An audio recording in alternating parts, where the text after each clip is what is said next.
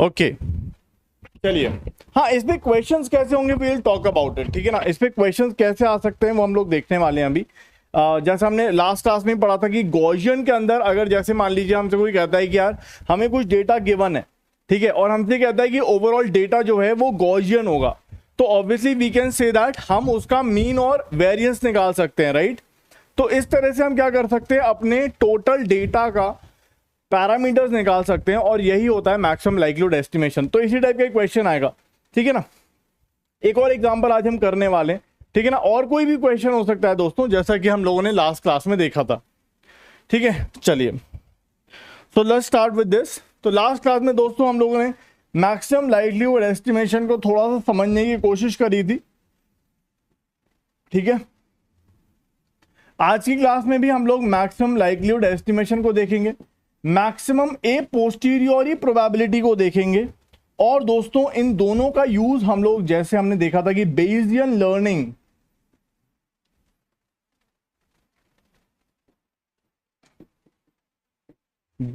Learning की तरफ हम आगे बढ़ेंगे कि क्या इन दोनों का यूज होता है, कैसे इन दोनों को यूज किया जाता है, वो हम लोग आज की क्लास में देखने वाले हैं, ठीक है ना। मतलब कैसे इसका एप्लीकेशन है, कहां पे इसको यूज किया जाता है, और कैसे बेयसियन लर्निंग में यूज करते हैं, will talk about it today itself, ठीक है ना। चलिए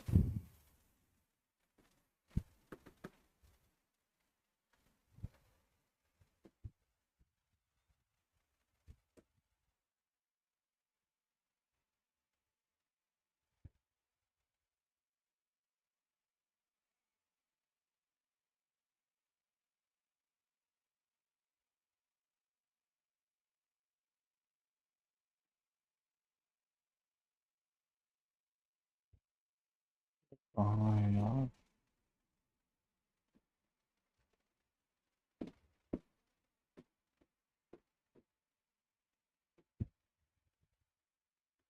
ठीक है। चलिए स्टार्ट करते हैं। तो वेरी ब्यूटीफुल कोट जिससे हम शुरुआत करने वाले हैं दोस्तों, stop doubting yourself, work hard and make it happen. तो the most important thing is आपको अपने ऊपर डाउट करना छोड़ना होगा, और जिस दिन आपने ये करना शुरू कर दिया, जिस दिन आपने अपने ऊपर डाउट करना छोड़ दिया, तो आप मान के चलेंगे कि आपके अंदर एक सुपर पावर एंटर करेगी, और आप किसी भी चीज को हासिल करने के लिए मेहनत अगर करोगे विद फुल कॉन्फिडेंस, तो आप उसको हासिल जरूर कर पाओगे। तो इसलिए अपने ऊपर डाउट नहीं करना है अपने को, और अपने ऊपर कॉन्फिडेंस रखते हुए हमने को आगे बढ़ना है, ठीक है। चलिए सो स्टार्ट करते हैं दोस्तों। सो लास्ट क्लास में हम लोगों ने मैक्सिमम लाइक्लीहुड एस्टिमेशन देखा था। इसका मतलब ये होता है कि हमारे पास मान लीजिए दोस्तों कोई एक बहुत बड़ा डेटा है, we have the whole data, जिसका सैंपल हमें मिलता है थोड़ा बहुत छोटा मोटा, we have the whole data,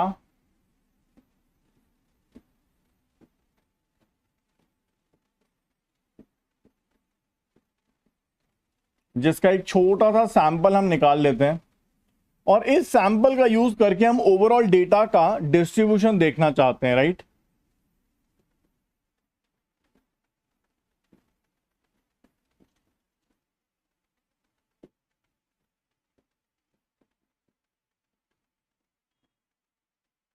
We want to predict the PDF or the distribution of the whole data.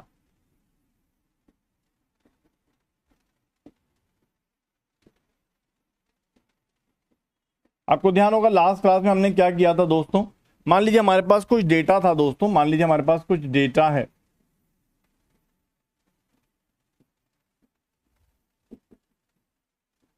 ठीक है ना, और इसको हमने क्या किया था, ये डेटा हमारे पास है। तो what will be the probability of the data, हम सभी पॉइंट्स को अगर इंडिपेंडेंट मान लें, तो हमने क्या किया था, सबसे पहले सबकी प्रोबेबिलिटी को हमने मल्टीप्लाई कर दिया था,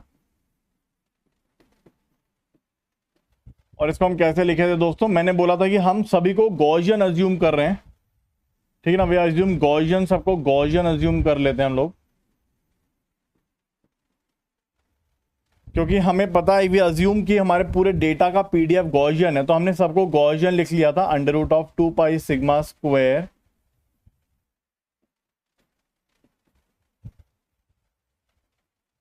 इन सब का प्रोडक्ट कर देंगे। और फिर मैंने बोला था कि we want to maximise this, क्योंकि हम चाहते हैं कि जब भी हम डेटा को सैंपल करें हमें जब भी हमें डेटा को सैंपल करें तो हमें यही वैल्यूज मिलनी चाहिए, this is the values that we should get. तो इसीलिए हम इसकी प्रोबेबिलिटी को मैक्सिमाइज करते हैं, तो हम इसको लाइक्लीहुड बोलते हैं। लाइक्लीहुड मतलब प्रोबेबिलिटी, लाइक्लीहुड मतलब इसके आने की प्रोबेबिलिटी। तो ये जो प्रोबेबिलिटी होती है इसको हम लाइक्लीहुड बोल देते हैं,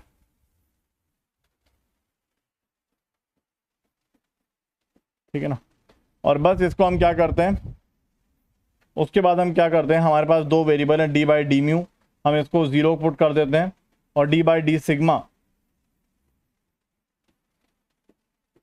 इसको 0 पुट कर देते हैं, और यहां से हमें म्यू और सिग्मा की वैल्यू मिल जाती है।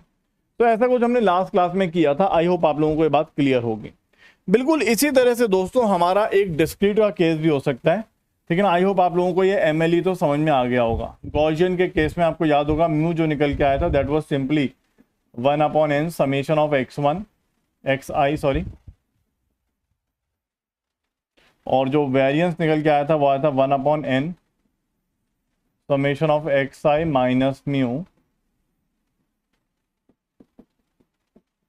ये हम लोगों ने लास्ट क्लास में देखा था कि अगर हमारा गॉसियन डिस्ट्रीब्यूशन है और वहां पर हमें n सैंपल्स दे रखे हैं तो we can predict the values like this, ठीक है। इस तरह से हम वैल्यूज को प्रेडिक्ट कर सकते हैं, राइट। तो ये चीज हमने लास्ट क्लास में देखी थी। अब दोस्तों बिल्कुल ऐसा ही हो सकता है कि अगर हमें डिस्क्रीट का केस दे रखा हो, ठीक है। मान लीजिए हमारे पास जो डेटा है वो डिस्क्रीट डेटा है, डिस्क्रीट नेचर का है। डिस्क्रीट मतलब कैटेगोरिकल नेचर का है। तो मान लीजिए हमें कोई डेटा दे रखा है, इसमें से 1 0 0 1 0 1 इस तरह से हमें कुछ वैल्यूज दे रखी हैं। यहाँ पे n वैल्यूज दे रखी हैं,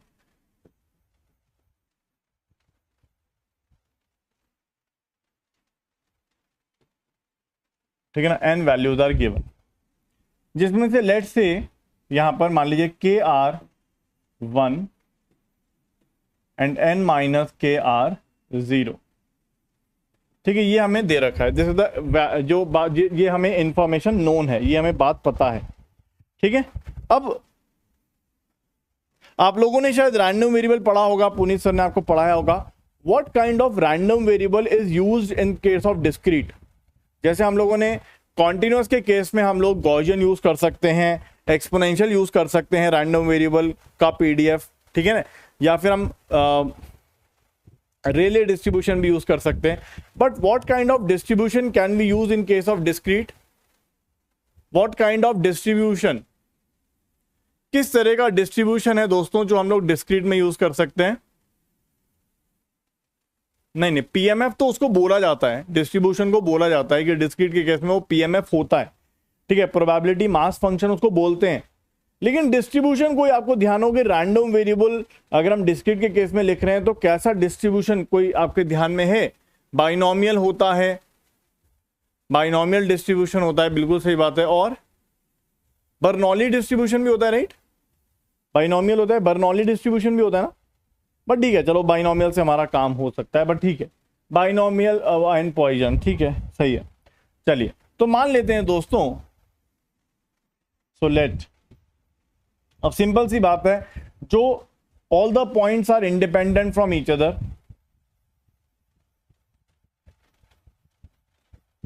all the points or values are independent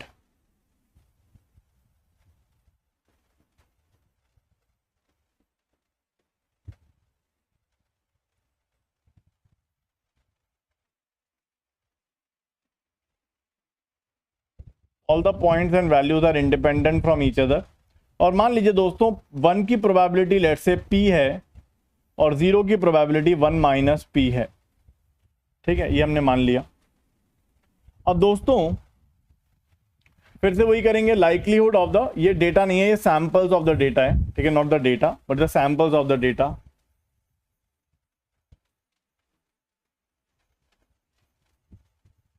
ठीक है ना।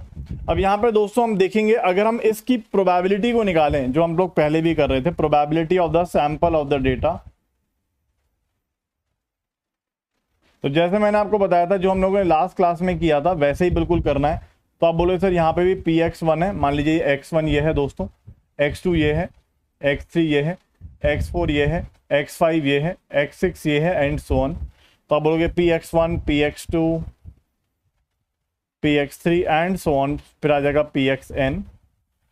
तो आपको पता है कि यहाँ पे x1 1 होने की प्रोबेबिलिटी क्या है, वैल्यू की 1 होने की प्रोबेबिलिटी क्या है p, 0 होने की क्या है 1 माइनस p, 1 माइनस p। तो आप देखोगे इसको हम कैसे लिखेंगे, p 1 minus p 1 minus p and so on.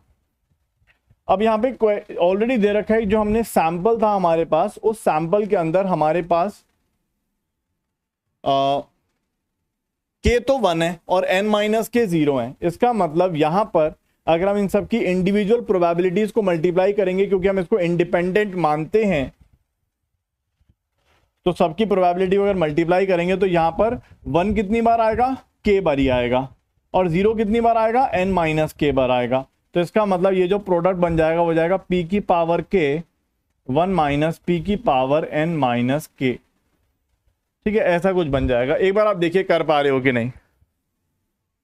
Is this very simple दोस्तों, एक बार देखिए, इज दिस वेरी ओके, समझ में आ रही है बात, क्या बात समझ में आई? कि जैसे मान लीजिए हमारे पास कोई डेट सैंपल था, मतलब ऑब्वियसली हर एक वैल्यू 1 या 0 होगी और कुछ नहीं हो सकती, ये बात हमें पहले से पता है। ठीक है, अब यहाँ पे अगर आप देखोगे तो हर एक वैल्यू 1 या 0 होगी, 1 की प्रोबेबिलिटी हमारे पास पता है, 0 की प्रोबेबिलिटी हमें पता है, तो हमने पूरे सैंपल की प्रोबेबिलिटी को लिख लिया, इंडिपेंडेंट मानते हुए हमने ये रिजल्ट निकाल लिया। हमने अज्यूम किया है, या ये हमें पता है कि सैंपल के अंदर k टाइम k बारी 1 आ रहा है और n माइनस k बारी 0 आ रहा है। सो अब क्या करना होगा दोस्तों, because this is the likelihood of the sample of the data, this is the probability of the sample of the data और द लाइक्लीहुड। सो अच्छा, यहां पर वेरिएबल क्या है, व्हाट डू यू थिंक? जैसे लास्ट क्लास में हमने देखा था, जो हमने गॉसियन पीडीएफ देखा था, वहां पे म्यू और sigma was the variable. What do you think यहां पे वेरिएबल क्या है? यहां पर क्या वेरिएबल है दोस्तों, एनीवन? यहां पर क्या वेरिएबल नजर आ रहा है?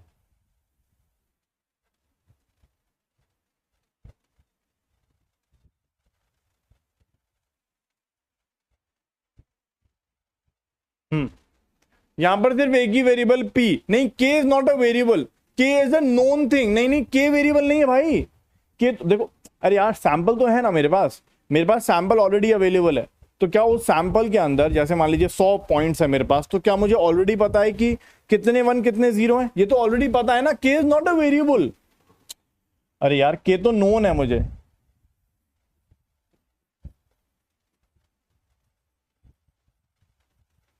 I have the sample of the data, मेरे पास सैंपल ऑफ द डेटा है दोस्तों। जब मेरे पास सैंपल ऑफ द डेटा है तो ऑब्वियस सी बात है, मुझे पता होगा ना ऑलरेडी कि मतलब कितने 1 है कितने 0 है, तो इसका मतलब k is known, right?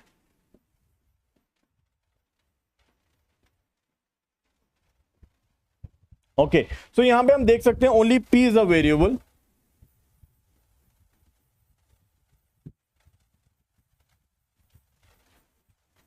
p is the variable. तो जब p वेरिएबल है दोस्तों, तो आप बड़े आराम से देख सकते हो यहां पर हमें क्या करना है, we have to simply maximise the likelihood.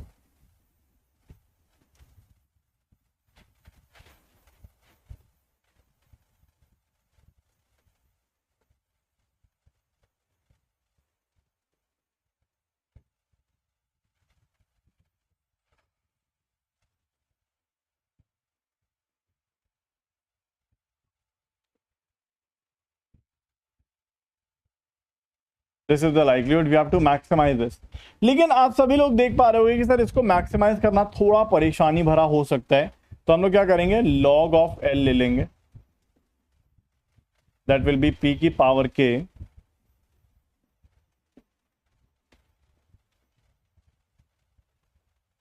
Addition हो जाता है जब प्रोडक्ट होता है तो दोस्तों।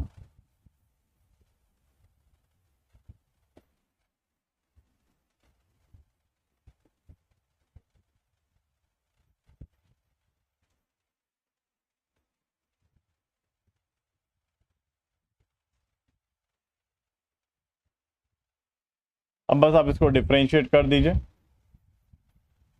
Now d log of l divide by dp, p के टर्म्स में डिफरेंशिएट कर देंगे तो आ जाएगा k अपॉन p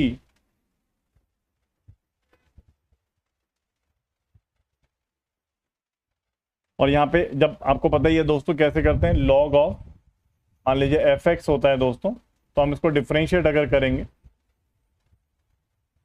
तो 1/f(x) आता है और साथ में f(x) का डेरिवेटिव। तो बस आप यहां पर 1 - p को नीचे ले जाओगे और फिर 1 - p का डेरिवेटिव करेंगे तो -1 आ जाएगा। इसको 0 पुट करना है because you want to maximise it. तो यहां से हमारी p की वैल्यू आ जाएगी जो इस चीज को मैक्सिमाइज करेगी। तो दिस विल बी k/p। इसको उधर ले जाते हैं दोस्तों, थोड़ा सही लगेगा। Is equals to n - k 1 - p, k - kp, np - kp।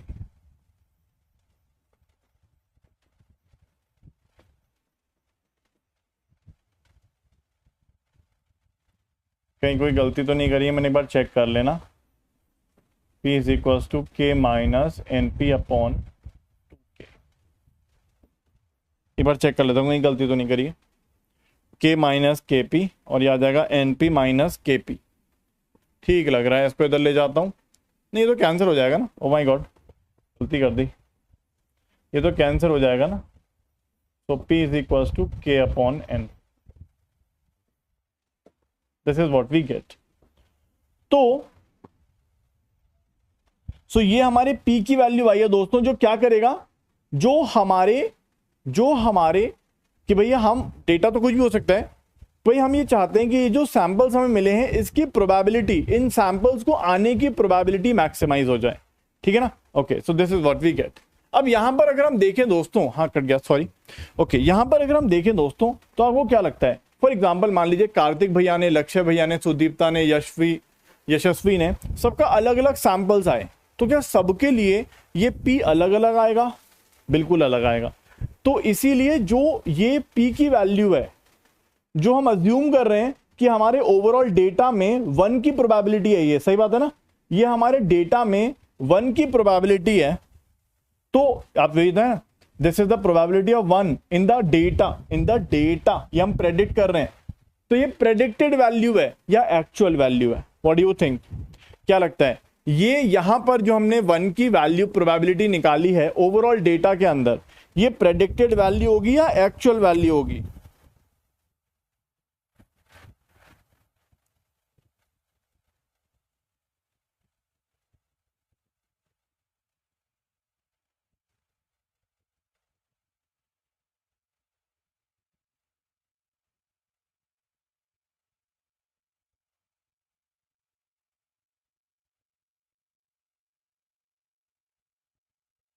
ये होगी predicted value, right? This is the predicted value. No, predicted value, actual value नहीं हो सकती ना भाई। अगर एक्चुअल पता चल गई तो फिर तो काम ही खत्म हो गया। ये बात हमने लास्ट क्लास में भी डिस्कस करी थी। जो म्यू और वेरिएंस हम निकाल रहे हैं तो वो प्रेडिक्ट कर रहे हैं, अपने सैंपल वैल्यूज को देखकर प्रेडिक्ट कर रहे हैं ओवरऑल डेटा का म्यू और वेरिएंस। लेकिन वो सही नहीं हो सकता ना, it can not be the actual value, it has to be the predicted value. अगर एक्चुअल वैल्यू हो गई तो फिर तो आप भगवान हो गए ना भाई, फिर तो इसका मतलब आपने सही प्रेडिक्शन कर लिया, आप एकदम मस्त हो गए। तो ये प्रेडिक्टेड वैल्यू है। So using the data, using the sample of the data,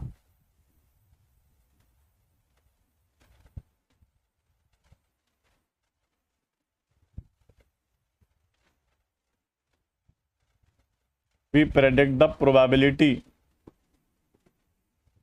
of 1 in the whole data। और ये कैसे करते हैं हम लोग दोस्तों? This is done by maximising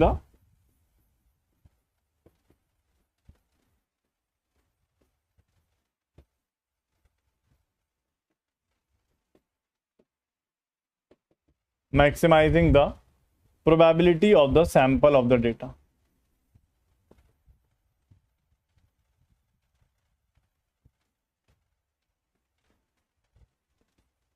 ठीक है ना, this is what we get. तो प्रेडिक्टेड वैल्यू, एक्चुअल नहीं है। ठीक है, ऐसे ही कुछ हमने, आपको ध्यान होगा क्या बिल्कुल एग्जैक्टली यही चीज हमने लॉजिस्टिक रिग्रेशन में करी है दोस्तों? अगर आपको ध्यान हो तो ये बताइए, क्या बिल्कुल यही चीज हमने लॉजिस्टिक रिग्रेशन में करी है?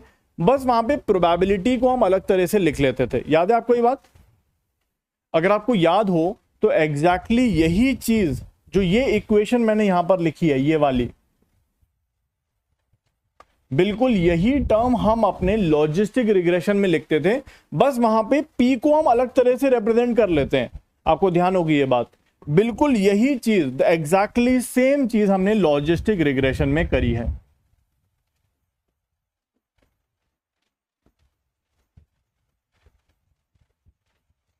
लॉजिस्टिक रिग्रेशन के अंदर आपको ध्यान होगा दोस्तों, हम प्रोबेबिलिटी ऑफ वन को क्या लिखते हैं, 1/1 plus e to power minus x into beta, ऐसे लिखते थे ना, एक बार बताइएगा, ठीक है। क्योंकि हम यहां पे आपको याद होगा एस तरह का कर्व बनाते थे, we actually create a S type of curve, ठीक है ना। अगर ये इन्फिनिटी हो जाता है तो ये 1 हो जाएगा, और अगर ये माइनस इन्फिनिटी होता है तो ये 0 हो जाएगा, ठीक है ना। तो इस तरह से हम प्रोबेबिलिटी ऑफ वन को ऐसा लिखते थे, एंड एग्जैक्टली बिल्कुल सेम चीज, and in logistic regression, in logistic regression हमारा जो लॉस फंक्शन हुआ करता था, अगर आपको याद हो तो, या हमारा जो हम लोग ये एक्स बीटा कैसे निकालते थे, we find beta such that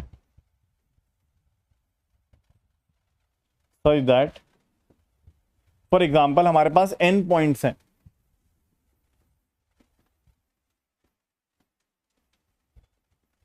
आपको याद होगा दोस्तों ये बात हमने किया हुआ है, if we have n points, and इसको हमने कैसे लिखा था, अगर आपको मैं पूरी तरह कहानी सुनाऊं तो आपको ध्यान होगा दोस्तों। मान लीजिए अगर कोई पॉइंट क्लास 1 का है, पूरा कॉन्सेप्ट अगर मैं आपको रिवाइज कराऊं तो ऐसा कुछ हमने किया था,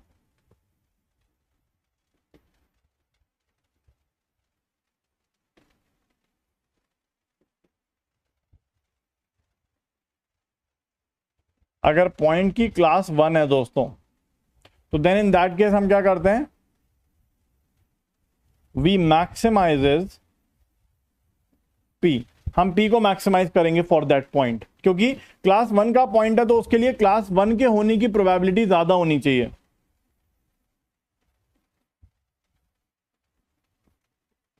for that point, and if point has class 0, अगर पॉइंट क्लास 0 का है, we maximizes 1 minus P for that point, क्योंकि वो क्लास 0 का है। ये आपको ध्यान है दोस्तों। तो यहां पर आपको ध्यान होगा दोस्तों, हमने इनके जो वाइज लिखे थे, आपको याद होगा इसका वाई हमने लिखा था 1 और इसका वाई हमने लिखा था 0, ठीक है ना। तो इसको हम कैसे लिख रहे थे, मैं आपको थोड़ा सा हिंट देता हूं। तो आप क्या कर रहे थे दोस्तों, what you are actually doing, तो we maximizes the product of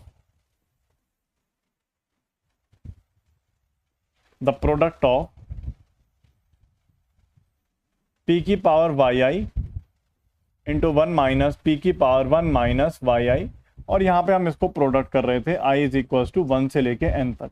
तो आपको याद होगा दोस्तों ऐसे कुछ हमने किया था, राइट। ऐसे कैसे हुआ था, अगर आपको ध्यान हो तो ये वाली पूरी एक्सप्रेशन हमने बनाई थी। अब बोलो सर इससे क्या हो रहा है, इससे आप देख पा रहे हो दोस्तों, अगर yi की वैल्यू 1 है, ठीक है, तो ये वाली टर्म 0 हो ये वाली टर्म की पावर 0 हो जाएगी, ये टर्म 1 हो जाएगा, और इन दोनों टर्म्स में सिर्फ p बचेगा, ठीक है ना। तो p into yi,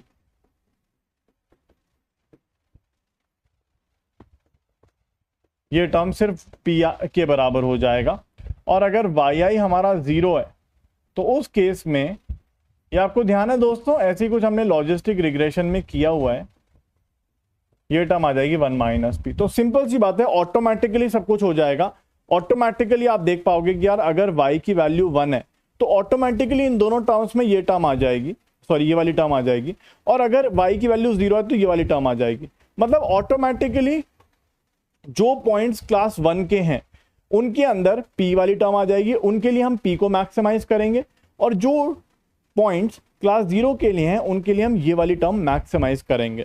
so we are actually maximizing this, क्या सही है। तो हमने यही किया था दोस्तों अपने उसके अंदर। So we are actually maximizing i equals to 1 से n, p की पावर yi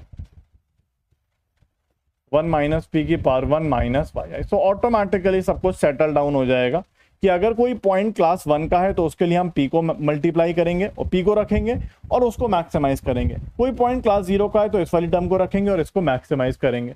क्या आपको ध्यान है दोस्तों? और इसी को हमने सॉल्व करके then we actually tried to get the expression of x betas, right. हमने बीटा सॉल्व नहीं किया था बट ये एक्सप्रेशन लिखा था, तो यही हमने सॉल्व किया था। और यही एक तरह से आप देख सकते हो मैक्सिमम लाइक्लीहुड एस्टिमेशन ही कर रहे हैं हम लोग। क्यों? क्योंकि जो पॉइंट क्लास 1 के हैं, जो पॉइंट क्लास 1 के लिए हैं उसके लिए हम p को मैक्सिमाइज कर रहे हैं, जो पॉइंट क्लास 0 के लिए उनके लिए हम 1 माइनस p को मैक्सिमाइज कर रहे हैं। तो exactly similar type of expression बनेगा जैसा हमने यहां पर देखा, ये वाला a kind of this only, a sort of this only, ठीक है, ऐसे ही कुछ बनेगा, ठीक है ना। तो इसका मतलब लॉजिस्टिक रिग्रेशन के अंदर हम लोग मैक्सिमम लाइक्लीहुड एस्टिमेशन का यूज करते हैं, बस ये बताना है आपको यहां पर, ठीक है। बाकी हमने एक एग्जांपल देख ही लिया, ठीक है। सो इन लॉजिस्टिक, ये हमने पहले भी देखा ही था।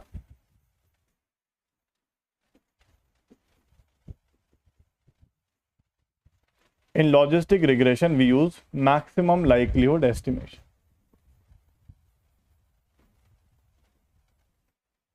ठीक है ना। चलिए, तो ये वाली बातें मुझे लगता है आप सभी को समझ में आ गई होंगी। अब यहां पर दोस्तों देखते हैं कि लीनियर रिग्रेशन में, क्योंकि मैंने आपको 2-3 बार बताया था, हम लोगों ने स्टार्टिंग में देखा भी था, 1-2 क्वेश्चंस में भी देखा था कि लीनियर रिग्रेशन में जो हम लोग ऑर्डिनरी लीस्ट स्क्वायर यूज करते हैं, OLS यूज करते हैं, ऑर्डिनरी लीस्ट स्क्वायर जो यूज करते हैं दोस्तों, वो एक्चुअली में मैक्सिमम लाइक्लीहुड एस्टिमेशन से ही आता है। कैसे आता है वो देखते हैं हम लोग। सो आप लोग बस इसको इतना ध्यान रख सकते हो, बस इससे ज्यादा कुछ करने की जरूरत नहीं है, बट फिर भी मैं आपको कुछ बताने की कोशिश करता हूं बट आपके लिए, लेकिन इतनी नॉलेज काफी है। So in linear regression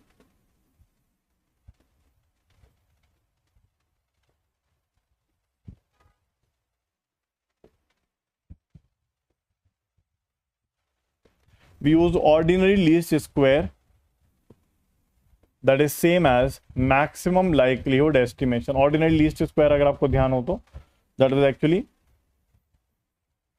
we try to minimize yi minus y hat whole square i equals to 1 से लेके n तक। आप चाहो तो यहाँ पे 1/n बाहर डाल सकते हो, नहीं भी डालोगे तो इट डजंट मैटर, ठीक है ना, उससे कोई फर्क नहीं पड़ेगा, क्योंकि अगर हम इसको मिनिमाइज कर रहे हैं तो 1/n is only a constant value, doesn't matter much. But ये हमने देखा है, ऑर्डिनरी लीस्ट स्क्वायर में पता ही है, और हमने इसको MLE मानते हैं। कैसे होता है मैं आपको समझाने की कोशिश करता हूं। सो इन regression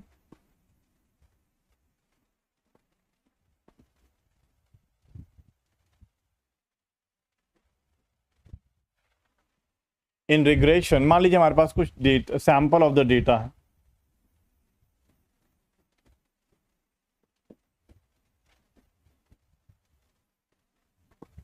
sample of the data है, दैट इज x1 y1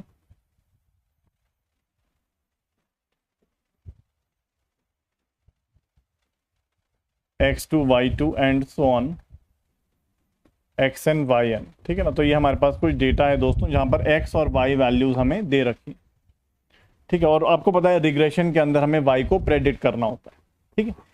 अब जनरली जब हम लीनियर रिग्रेशन लगा रहे हैं तो हमारा जो y होगा दोस्तों, जो हमारी y वैल्यूज होंगी, उनका x के साथ एक लीनियर रिलेशन होगा या होना चाहिए। सो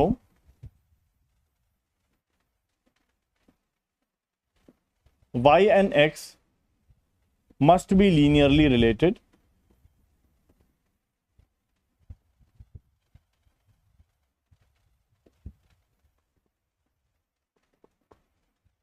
तो इसका मतलब y is equals to some function of x होगा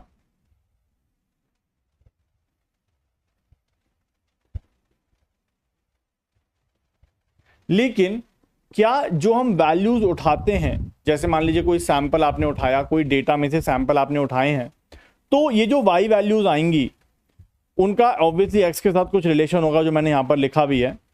लेकिन क्या उसमें साथ में कुछ और भी आता है दोस्तों? जो हम y वैल्यूज उठाते हैं उनके साथ में एक तो y का x के साथ कुछ रिलेशन है ही, ये तो दिख ही रहा है, बट उसके साथ में कुछ और भी आता है, राइट? दैट इज कॉल्ड, उसको हम क्या बोलते हैं? That is called the noise, right? तो जब हम कोई डेटा कहीं से भी उठाते हैं, फॉर एग्जाम्पल टेम्परेचर या प्रेशर या एनी मेजरमेंट जब भी हम करते हैं, तो जब भी हम वाई वैल्यूज को उठाएंगे तो उसके साथ में कुछ ना कुछ नॉइज जरूर आएगी। तो एक्चुअली जो वाई वैल्यूज आएंगी उसमें साथ में नॉइज भी जरूर आएगी,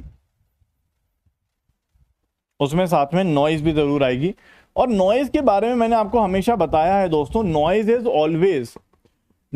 ऑलवेज गॉसियन नेचर का होता है, ठीक है ना। नॉइज गॉसियन नेचर का होता है, एक रैंडम वेरिएबल होता है, क्योंकि ऑब्वियसली इसमें रैंडमनेस होगी, कुछ कुछ भी वैल्यू हो सकता है, it can take any value. तो जनरली गॉसियन नेचर का होता है और जीरो मीन होता है। तो this is actually Gaussian noise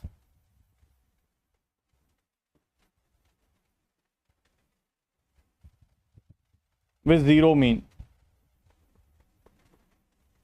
ठीक है। तो इसमें कुछ नॉइज जरूर रहती है, राइट, ये इसमें कुछ नॉइज जरूर रहती है, there is some noise always in the data, ठीक है ना। This is the noise in the data.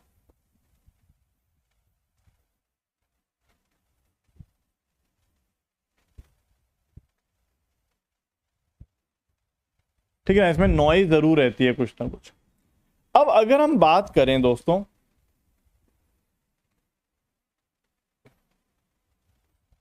अब अगर हम यहां पर इसको समझने की कोशिश करें,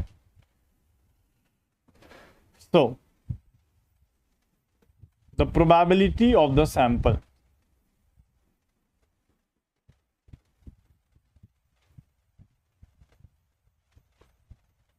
the probability of the sample, जो भी हमें यहां पर मिला है, जो भी सैंपल ऑफ द डेटा,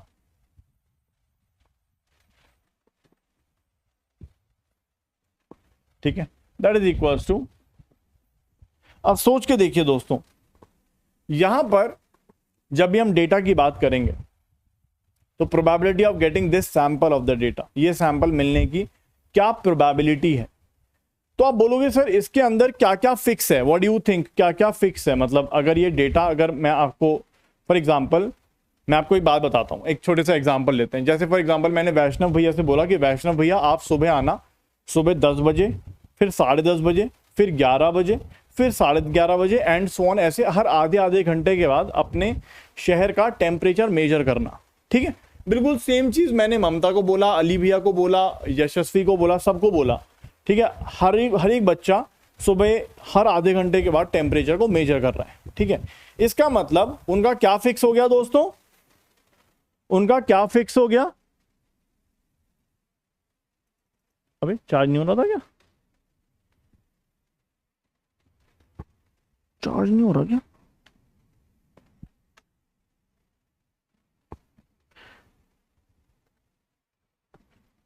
अरे क्या हो गया भाई,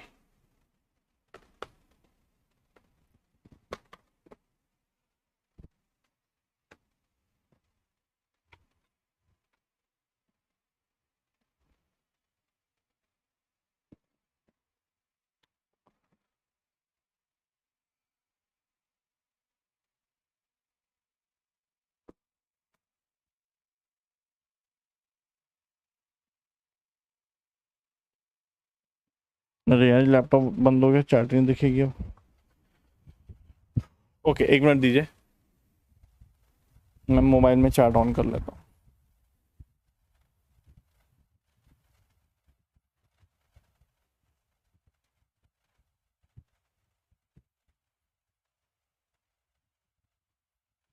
ओके, तो यहां पर दोस्तों, हाँ, तो यहां पे अगर मैं आपसे कहता हूं कि यार हमने ना सुबह सब बच्चों को बोला कि सुबह 10 बजे से लेके शाम के 6 बजे तक हर आधे घंटे के बाद आपको अपने मेजरमेंट्स करने, तो इसका मतलब आपकी इसके अगर हम यहां पर बात करें तो क्या चीज फिक्स हो गई है, व्हाट डू यू थिंक, क्या चीज फिक्स हो गई है, विच एक्सेस इज फिक्स नाउ, कौन सा एक्सेस फिक्स हो गया दोस्तों, कौन सा एक्सेस फिक्स हो गया। आप देख सकते हो यहां पर डेटा के अंदर we have x axis and y axis, we have some x axis and some y values are there. तो यहां पर क्या फिक्स हो गया है, तो यहां पर आप अगर देखोगे तो आप बोलोगे कि सर यहां पर एक्स एक्सेस जो है हमारा फिक्स हो गया, राइट, हमारा एक्स एक्सेस फिक्स हो गया है, ठीक है। सो इसका मतलब हमारा एक्स एक्सेस फिक्स हो गया है।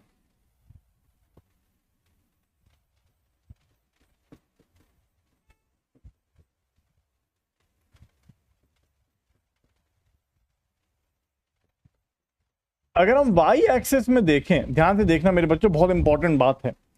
तो फॉर एग्जांपल सेम दिन की बात हो रही है, सेम जगह की बात हो रही है। फॉर एग्जांपल दिल्ली में कनॉट प्लेस का मेजरमेंट करना है हमें टेम्परेचर का, तो सेम लोकेशन है, सेम दिन है, फॉर एग्जांपल आज का दिन है और हमें यहां का मेजरमेंट करना है, लेकिन सबका इंस्ट्रूमेंट अलग है। ठीक है, सबको अलग अलग इंस्ट्रूमेंट दिया गया है, लोकेशन भी सेम है, दिन भी सेम है। तो आप बोलोगे एक्स एक्सिस तो फिक्स हो गई, क्योंकि हम सुबह 10 बजे से लेकर 6 बजे तक हर टाइम इंटरवल में आधे घंटे बाद we are taking measurements. But y axis की अगर हम बात करें तो वाई एक्सिस में सिर्फ क्या चीज अननोन है अब हमें, मतलब फॉर एग्जाम्पल जो सैंपल वैल्यूज हमें मिलेंगी, हो सकता है ममता को अलग मिलेंगी, फॉर एग्जाम्पल प्रीतम भैया को अलग मिलेंगी, मुझे अलग मिलेंगी, तो लेकिन हम बोलेंगे यार सबका एक्स एक्सेस तो सेम है, यहां पर सिर्फ किसमें दिक्कत आएगी, यहां पर सिर्फ किसमें एरर आएगा, क्या प्रॉब्लम होगी। मतलब आइडियली अगर हम बात करें तो हमें ये चीज मिल जानी चाहिए, हमें सेम सैंपल्स मिलने चाहिए, हमें सेम सैंपल ऑफ डेटा मिलना चाहिए सभी बच्चों को, लेकिन ऐसा नहीं होगा। क्यों? आप बोलोगे सर टेम्परेचर तो सेम ही आएगा ना सब जगह, भाई we are at the same location, we are on the same day, we are at the same place at the same time, तो सबका वाई वैल्यू सेम आना चाहिए, लेकिन ऐसा नहीं होगा। क्यों? Because of the noise. तो कहने का मतलब ये है कि अगर y का x के साथ में ये रिलेशनशिप है, तो अगर आइडियल सिचुएशन होती जहां पर नॉइज नहीं होता, सभी के इंस्ट्रूमेंट एकदम परफेक्ट होते, तो आप बोलते कि यार जितने भी बच्चे आप भेजोगे ना, सबके पास same sample of the data आ जाएगा विद 100% प्रोबेबिलिटी, विद एकदम 100% प्रोबेबिलिटी, क्योंकि हम y का x के संग फंक्शन तो प्रेडिक्ट कर सकते हैं, we can predict this function, और अगर इसमें नॉइज नहीं होती तो जितने भी बच्चे डेटा को लेने जा रहे हैं, जितने भी बच्चे डेटा को कलेक्ट करने जा रहे हैं, जस्ट अ मिनट,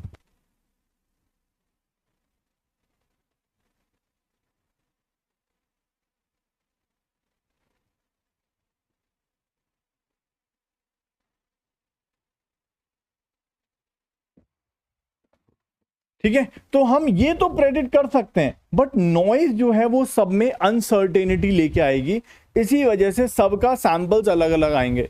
मतलब यहां पर सबसे इंपॉर्टेंट फैक्टर जो है वो नॉइज है, सबसे इंपॉर्टेंट फैक्टर सिग्मा है। तो अगर हम इसकी लाइक्लीहुड निकालना चाहते हैं, लाइक्लीहुड मतलब यही सैंपल्स हमें मिलने चाहिए, यही डेटा हमें मिलना चाहिए, तो यहां पर सबसे बड़ा रोल जो प्ले करेगा वो नॉइज करेगा, क्योंकि ये फंक्शन तो हम देख सकते हैं ना, मतलब ये फंक्शन तो एक तरह से कंट्रोलेबल फंक्शन है, प्रेडिक्टेबल फंक्शन है कि हम इसको निकाल सकते हैं। ठीक है, we can find out this function very easily, निकल सकता है, इसमें कोई परेशानी नहीं है। ये नहीं निकल पाएगा। तो अगर मैं यहां पर बातों को समझूं और लिखूं दोस्तों, तो वाई एक्सिस पर हम क्या चीज, एक्स एक्सिस फिक्स है, तो वाई एक्सिस में एच एस भी फिक्स हो गया एक तरह से। भाई एक्स अगर फिक्स है तो एच एक्स भी एक तरह से फिक्स हो गया, बट क्या फिक्स नहीं है,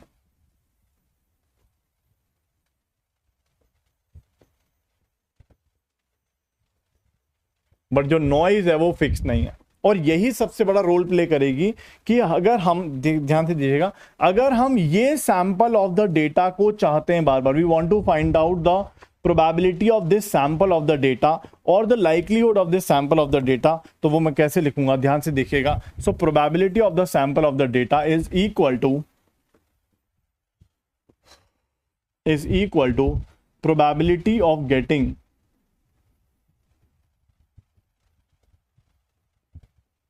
probability of getting y1 when x1 is given, क्योंकि हमें यही, मतलब आप समझ रहे हो ना, लाइक्लीहुड का मतलब क्या था कि हमें यही सैंपल ऑफ द डेटा चाहिए भाई, फिर से we want to recreate it, we want to have the maximum probability of this thing. Okay, so कैसे करेंगे?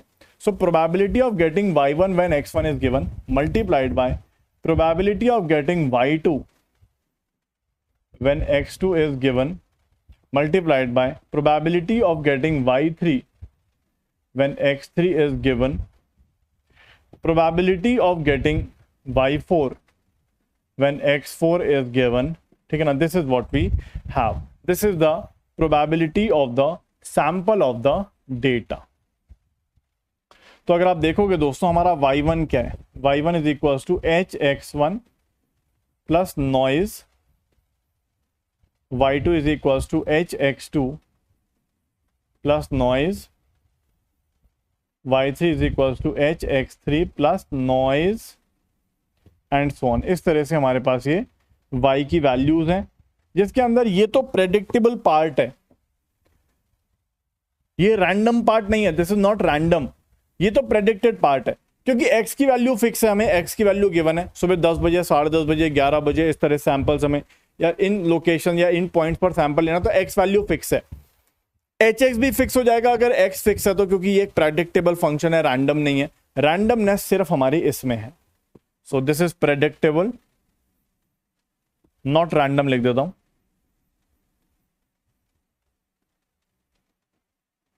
और यहां पर रैंडमनेस सिर्फ इसमें है।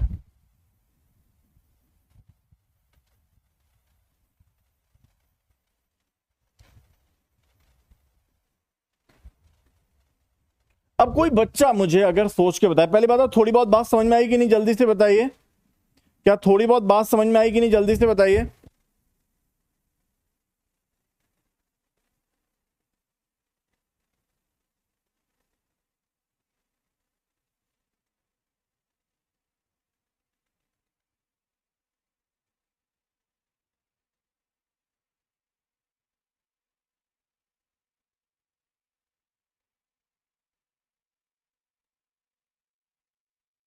और मैं ओके ठीक है ना। तो अगर हम देखें दोस्तों कि क्या कोई बच्चा मुझे ये बता सकता है, anyone, probability of getting y1 when x1 is given, क्या कोई ये मुझे बता सकता है ये क्या होगा? तो probability of getting y1 when x1 is given, तो यहां ये किसके बराबर होगा दोस्तों? अगर हमें x1 गिवन है तो y1 मिलने की प्रोबेबिलिटी एक्चुअली किसके बराबर हो जाएगी, कोई बता सकता है? एनीवन? देखो अगर x1 दे दिया गया है तो ये y1 की वैल्यू आने की प्रोबेबिलिटी सिर्फ और सिर्फ इस नॉइज पे डिपेंड करेगी कि भाई नॉइज की वैल्यू हमारी सिग्मा 1 होनी चाहिए। Similarly probability of getting y2 when x2 is given, तो उस केस में अगर x2 गिवन है तो ये तो फिक्स हो गया, तो y2 आने की, ये वैल्यू मिलने की प्रोबेबिलिटी सिर्फ इस नॉइज की बराबर होगी। तो मैं ये बात लिख रहा हूं, एक बार ध्यान से देखिएगा। सो this is actually equal to probability that the noise is equals to sigma 1 multiplied by probability noise is equals to sigma 2, probability noise is equals to sigma 3, probability noise is equals to sigma 4 and so on. How many of you are able to understand this? पहले ये बताइए। देखो for example अगर मैं आपसे कहता हूं कि हमारे पास एक y है, y के अंदर एक प्रेडिक्टिव एक फंक्शन है hx जो कि मतलब फिक्स है, वो फंक्शन जो y और x के बीच में रिलेशन होता है वो होना चाहिए, लेकिन साथ में एक नॉइज भी है, ठीक है। अब x1 अगर मैं देता हूं तो मुझे ये y की वैल्यू मिलेगी, ये y की वैल्यू मिलेगी, उसकी क्या प्रोबेबिलिटी है? तो आप बोलोगे सर hx तो फिक्स है, उसमें तो कोई टेंशन नहीं। तो x1 देने पर हमें यही y मिलेगा, वो प्रोबेबिलिटी हो जाएगी कि नॉइज की वैल्यू हमारी ये होनी चाहिए। How many of you are able to understand this? बताइए किस किस को ये समझ में आया, जल्दी से बताइए।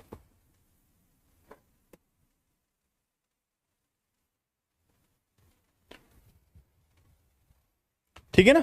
तो इसका मतलब यहां पर हम ये कह सकते हैं कि x1 देने पर हमें यही y की वैल्यू मिलेगी, x1 देने पर हमें यही y की वैल्यू मिलेगी, वो यही तभी एंश्योर हो पाएगा, वो तभी एंश्योर हो पाएगा जब नॉइज हमारी सिग्मा 1 हो।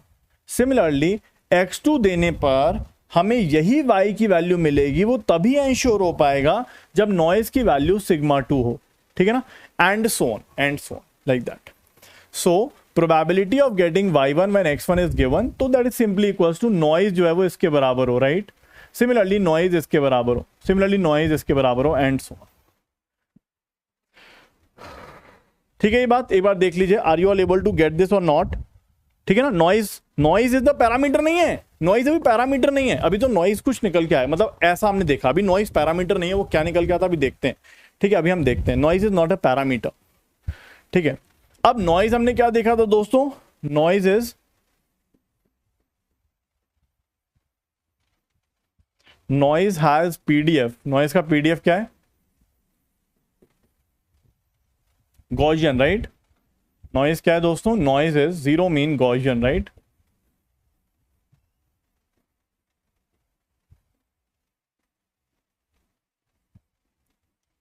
जीरो मीन गॉसियन है, तो इसका अगर हम पीडीएफ देखेंगे तो इसका पीडीएफ था 1/√2 pi sigma square, sigma will be something, variance कुछ होगा, e to power minus sigma square upon 2 sigma square, ठीक है? This is what we have. अब इसको हम कैसे लिख सकते हैं? So the likelihood of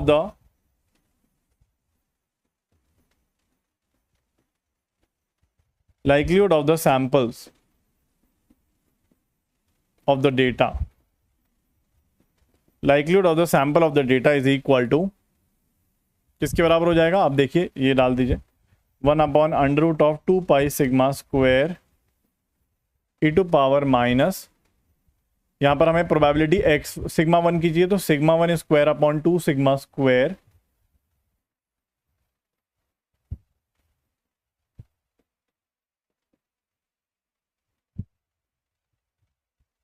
and so on, ठीक है ना? ऐसा कुछ आ जाएगा, ठीक है? अगर हम इसको समेशन कर दें तो आप सभी लोग देख पाएंगे कि this will come out to be 1/√2 pi sigma square की power n e to power minus summation of sigma i square i equal to 1 to n, ठीक है? ये आ जाएगा हमारे पास। अब दोस्तों क्या आ जाएगा? Likelihood of the sample of the data. अब यहां पर अगर हम देखें तो ये हमारे पास कुछ सैंपल था, ये हमारे पास कुछ सैंपल था। अगर मान लीजिए दोस्तों मैं इसके ऊपर लीनियर रिग्रेशन चला दूं, तो लीनियर रिग्रेशन एक परफेक्ट सिचुएशन के अंदर हमें कौन सी वैल्यू प्रेडिक्ट करके देगा? What do you think? अगर मैं इस पूरे सैंपल डेटा के ऊपर, ये जो भी हमें डेटा मिला है, इसके ऊपर मैं लीनियर रिग्रेशन चला दूं, लीनियर रिग्रेशन रन कर दूं, तो what do you think linear regression हमें क्या वैल्यूज निकाल के देगा? हाँ, अनकंट्रोलेबल है, वो हमारे कंट्रोल में नहीं है ऑब्वियसली, तो इसलिए हम उसको कन्वर्ट करने वाले हैं। विल कन्वर्ट इट, वो हमारे कंट्रोल में नहीं है। तो व्हाट डू यू थिंक, अगर मैं आपसे कहता हूं कि y वैल्यूज जो यहां पर हैं वो है hx in plus the noise, तो अगर मैं आपसे कहता हूं कि मैं अगर इसके ऊपर लीनियर रिग्रेशन चला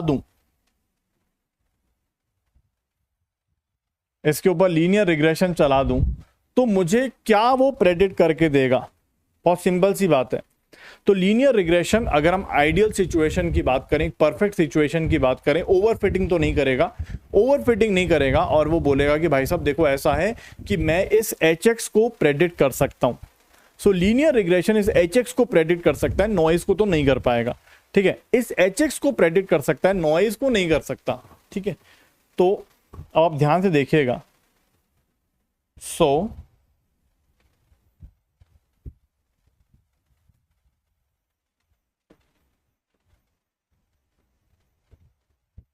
if we run linear regression on the data, then y hat क्या हो जाएगा दोस्तों? y hat values will be equals to h of x, क्योंकि हमारा फंक्शन को प्रेडिक्ट कर सकता है लेकिन नॉइज को नहीं कर सकता, राइट? और बस हो गई खत्म कहानी। आप देखिएगा दोस्तों हमारी लाइक्लीहुड किसके बराबर हो जाएगी?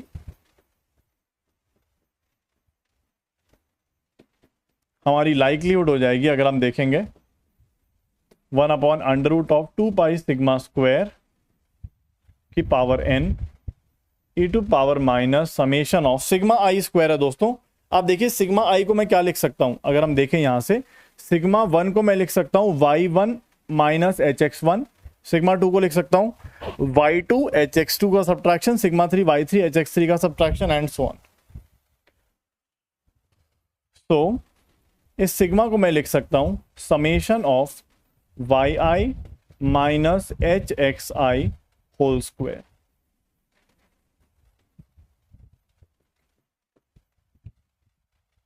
और ये क्या है हमारी?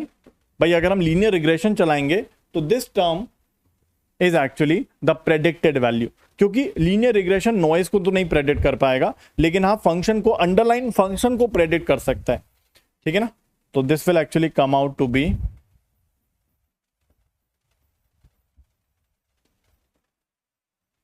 ओह सॉरी, यहां पे वेरिएंस आएगा।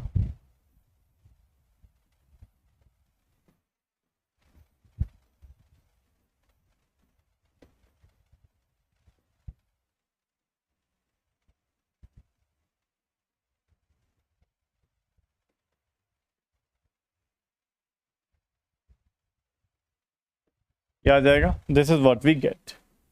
तो ये हमारा लाइक्लीहुड जैसा कुछ बन जाएगा, ठीक है। हमें इस चीज को मैक्सिमाइज करना है, तो अगर हम इसको मैक्सिमाइज करते हैं तो लॉग ऑफ इसको मैक्सिमाइज कर सकते हैं, राइट। तो लॉग ऑफ लाइक्लीहुड क्या हो जाएगा,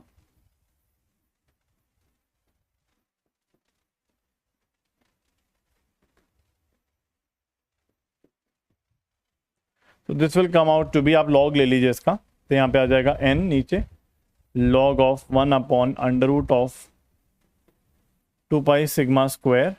यहां पर हम log ऑफ दिस करेंगे तो ये पूरी टर्म नीचे आ जाएगी, -1 upon 2 sigma square.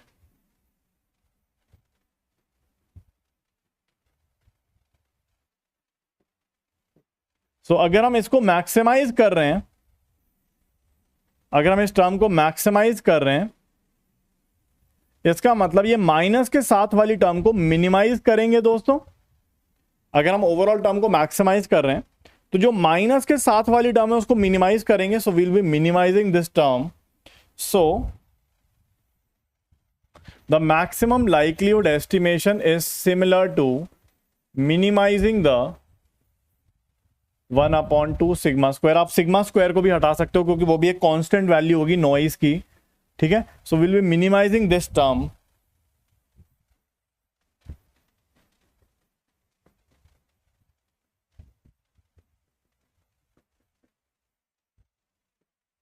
This is what we get. तो एक तरह से अगर हम देखेंगे दोस्तों, क्या है थोड़ा बहुत समझ में आया, मतलब नॉट कि सर हमें क्या याद करना है, पेपर में आएगा, नहीं पेपर में तो नहीं आएगा, आपसे कोई पेपर में ऐसा नहीं पूछने वाला, लेकिन आपको थोड़ा आइडिया होना चाहिए कि जो हमने ऑर्डिनरी लीस्ट स्क्वायर जिससे हमने शुरुआत करी थी अपने पूरे सब्जेक्ट की लीनियर रिग्रेशन के अंदर, तो वो एक्चुअली मैक्सिमम लाइक्लीहुड एस्टिमेशन से भी अज्यूम किया जा सकता है कि वो दोनों चीजें इंटरलिंक्ड हैं, रिलेटेड हैं।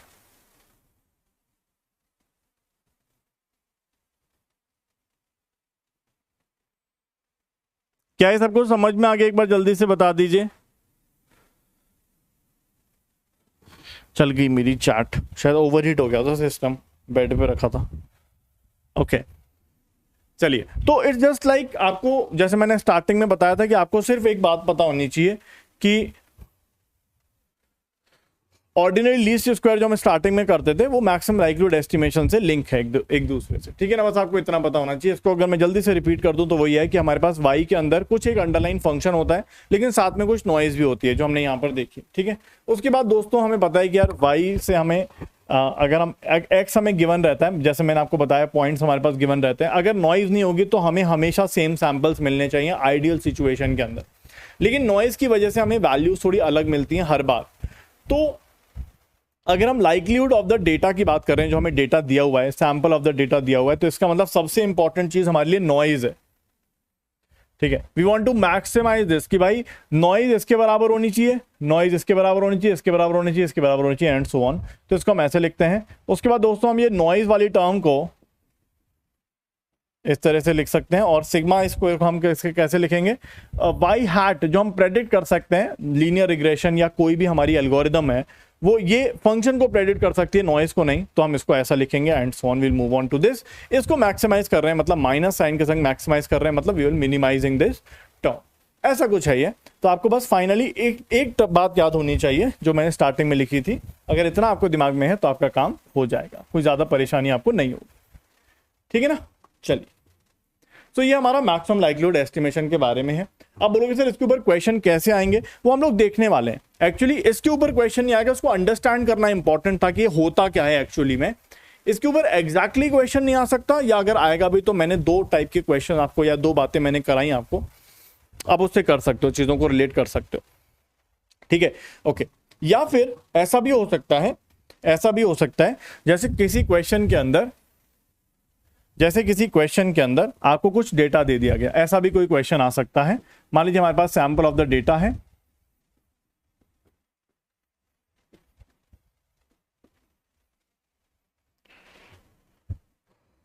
ठीक है। मान लीजिए हमें यहां पे वैल्यू दे रखी है x1, x2, x3, x4, ऐसे करके मान लीजिए हमें कुछ x10 वैल्यूज दे रखी हैं, ठीक है। और हमसे कहा जाता है कि इनका जो डिस्ट्रीब्यूशन है, जो डेटा का डिस्ट्रीब्यूशन है, डेटा डिस्ट्रीब्यूशन, वो आपको गॉसियन नहीं दे रखा, मान लीजिए आपको दे रखा है एक्सपोनेंशियल डिस्ट्रीब्यूशन है, ठीक है। ये हमारा एक्सपोनेंशियल, यही होता है ना एक्सपोनेंशियल डिस्ट्रीब्यूशन, एक बार देखना, हमारा एक्सपोनेंशियल डिस्ट्रीब्यूशन है,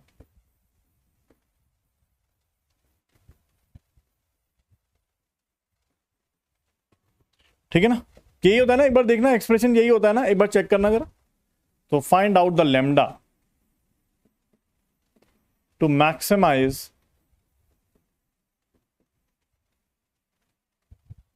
maximize the likelihood of the data।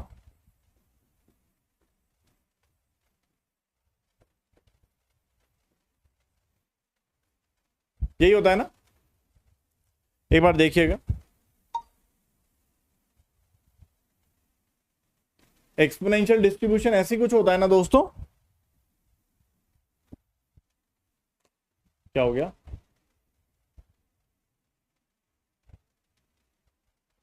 अबे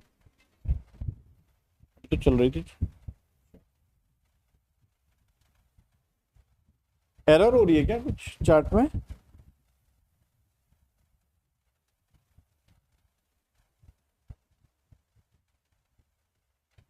नहीं, सही है, ठीक है ना।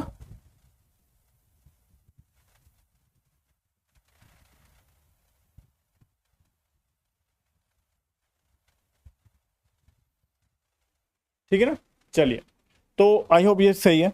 तो अब कैसे करेंगे दोस्तों इसके अंदर हम लोग, तो बस हमें कुछ नहीं करना, हमें बहुत आसानी से हम इसको कर पाएंगे। So the likelihood will be, obviously जब हम लोग ये वाला डिस्ट्रीब्यूशन ले रहे हैं तो सारे एक्स की वैल्यू पॉजिटिव होंगी, तो इसमें कोई परेशानी किसी को नहीं आएगी। तो आप बोलोगे sir lambda e to power minus lambda x1 e to power minus lambda x2 lambda e to power minus lambda x10, ये आ जाएगा। तो यहाँ पे आप देखोगे दोस्तों सभी के सभी x की वैल्यू पॉजिटिव होंगी, तो जो यूनिट स्टेप फंक्शन है ux है वो 1 ही देगा, तो उसमें हमें कोई टेंशन नहीं है। तो दिस विल बिकम लैम्डा की power 10 summation of xi y equals to 1 to 10, ठीक है, ऐसा कुछ आ जाएगा। फिर हम लॉग लाइकलीहुड लेंगे जैसा कि हम हमेशा लेते आए हैं। तो log of likelihood will be, इस टाइप का कोई क्वेश्चन आ सकता है दोस्तों।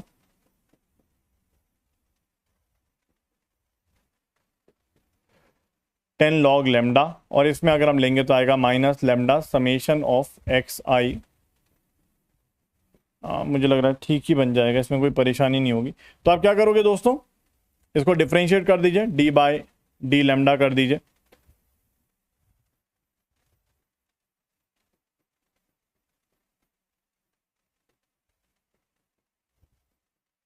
इसको आप 0 पुट कर दीजिए, तो यह आ जाएगा 10 अपॉन लेमडा, और मुझे तो साफ साफ दिख रहा है लेमडा की value is equal to summation of x i divided by 10,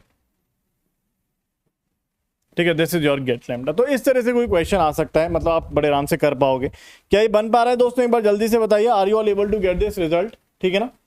तो इस तरह से कोई रिजल्ट आपसे पूछा जा सकता है, ठीक है। तो ये मैक्सिमम लाइक्लीहुड एस्टिमेशन के बारे में इतनी नॉलेज आप लोगों के लिए मोर देन इनफ है, ठीक है।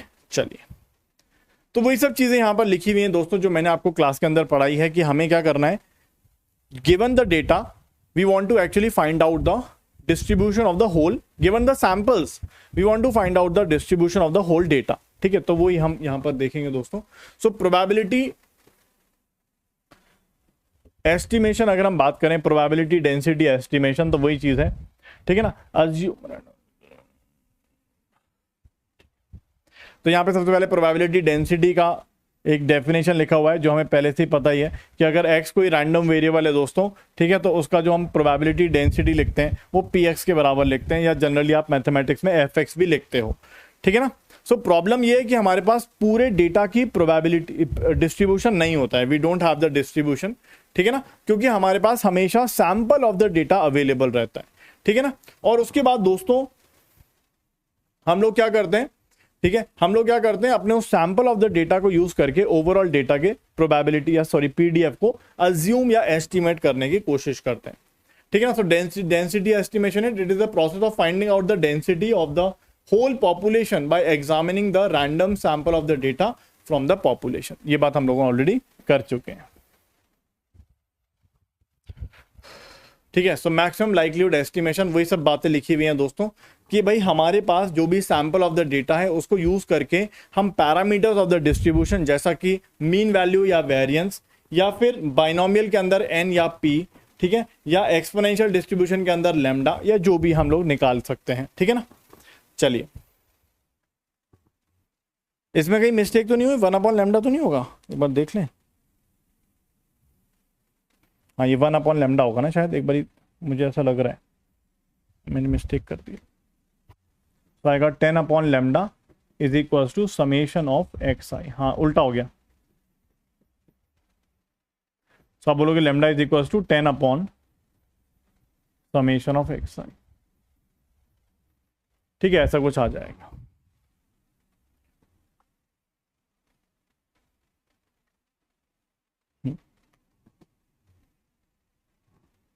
तो वही सब चीजें लिखी हुई हैं जो मैंने आपको ऑलरेडी बता दिया है, ठीक है ना।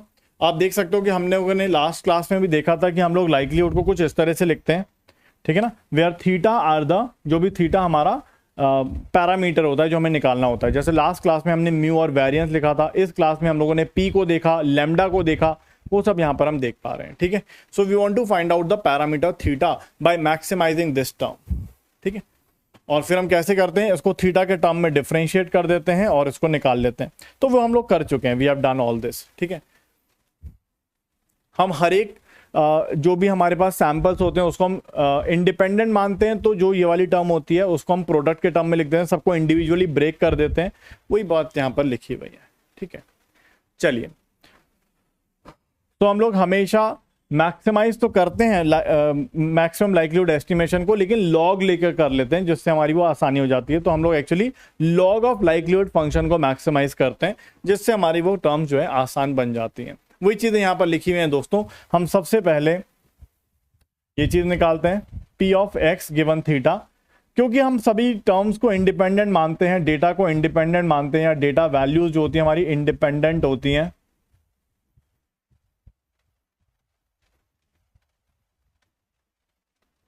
ठीक है। तो हम सबको मल्टीप्लाई कर लेते हैं, फिर उसका लॉग मैक्सिमाइज कर लेते हैं, और फिर वो लॉग प्रोडक्ट को समेशन में कन्वर्ट कर लेते हैं। तो वही सारे स्टेप्स यहां पर लिखे हुए हैं, कोई इसमें बड़ी बात नहीं है। अब दोस्तों ऐसा होता है कि हम लोगों ने बेस थ्योरम पढ़ी हुई है, राइट, आप लोगों ने भी पढ़ी होगी, मैंने भी पढ़ी हुई है। सो बेस थ्योरम क्या कहती है?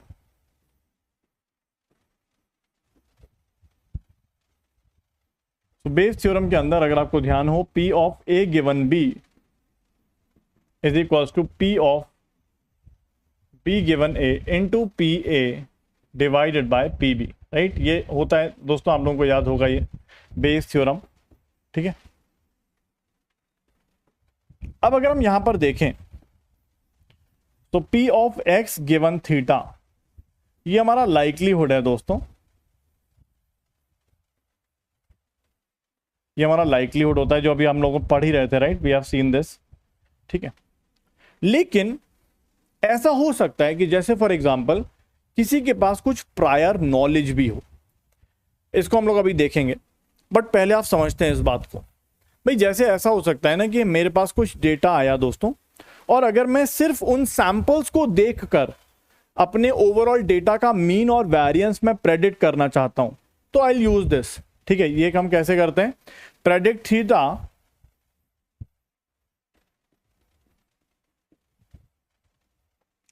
Theta from the samples of the data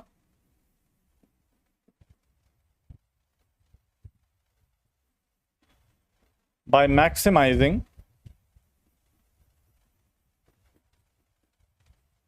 bye maximizing P of x given theta.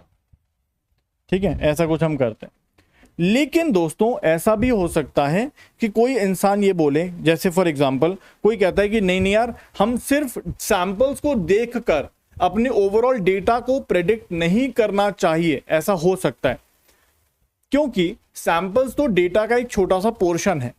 तो अगर हम सिर्फ सैंपल्स को देखकर ओवरऑल डेटा को प्रेडिक्ट करने लगे तो obviously there will be some kind of error या there will be some kind of problems. तो क्या हो सकता है दोस्तों कि हम किसी एक्सपर्ट के पास जाते हैं, जस्ट एक अजम्पशन कर रहे हैं, मान लीजिए किसी एक्सपर्ट के पास जाते हैं। मेरी चार्ट नहीं चल रही यार, पता नहीं क्या हो गया इसको।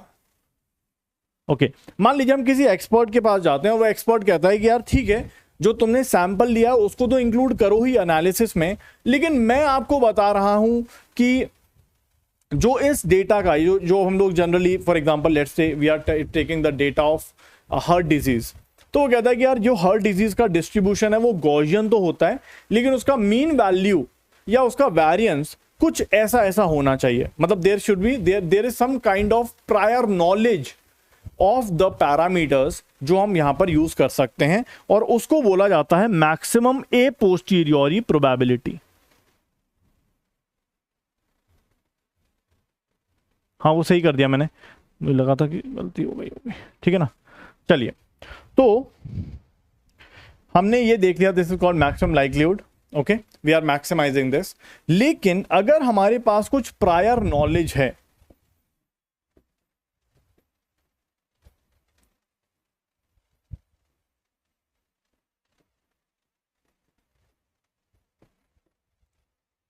if we have some prior knowledge of theta, then हम क्या कर सकते हैं, then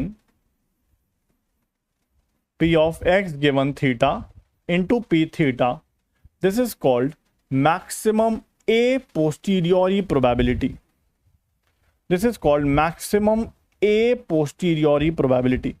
Sorry, this is called a posteriori probability.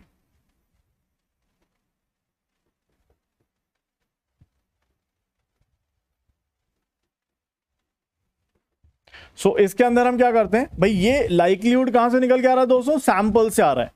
तो दिस इज द लाइक्लीहुड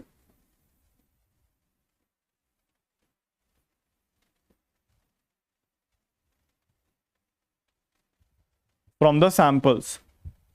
और ये क्या है दोस्तों, this is the prior knowledge of theta, या जो भी हम मीन या वेरिएंस यूज कर रहे हैं उसका प्रायर नॉलेज का टर्म है। अब बोलो सर ये क्या कहना चाह रहे हो आप यहाँ पे, मैं आपको थोड़ा हेल्प करता हूँ इसमें, ध्यान से समझाता हूँ और स्ट्रेट टू द पॉइंट हम अपने कॉन्सेप्ट पर आ जाते हैं। स्ट्रेट टू द पॉइंट हम अपने कॉन्सेप्ट पर आ जाते हैं कि हमें क्या एक्चुअली में यूज करना है नेव बेस या फिर सॉरी बेसियन लर्निंग के अंदर हमें क्या यूज करना है। ठीक है, so let's come back, let's come straight to the point. तो देखिए, तो बेसियन लर्निंग के अंदर दोस्तों क्या होता है,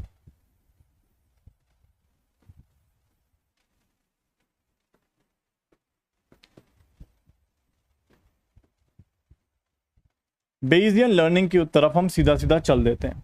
तो आपको बस यहां पर जो मैंने बात बताई वो ये है कि ए पोस्टीरियोरी प्रोबेबिलिटी जो होती है दोस्तों,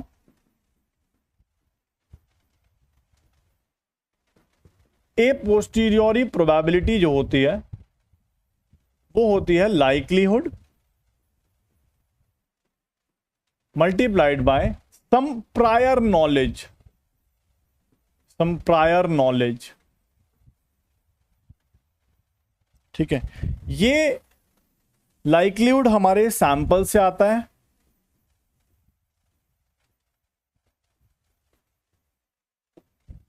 और जो प्रायर नॉलेज है ये किसी एक्सपर्ट से आती है। ठीक है, इसको एक एग्जांपल से समझाता हूं आपको, शायद अच्छे से समझ में आएगा। सो डायरेक्टली हम इस पॉइंट से आगे बढ़ते हैं दोस्तों, बेसियन लर्निंग के अंदर हम कैसे इसको यूज करेंगे वो समझने की कोशिश करते हैं। ठीक है, चलिए। सो आपको बस इतना ध्यान रखना है कि ए पोस्टीरियोरी प्रोबेबिलिटी के अंदर हमारे पास simple likelihood multiplied by prior knowledge कुछ है, there something called prior knowledge. अब वो क्या है वो देखते हैं। तो दोस्तों हमें एक क्लासीफायर बनाना है, we want to actually build a classifier, हमें एक क्लासीफायर बिल्ड करना है। तो हमारे पास कुछ डेटा है दोस्तों,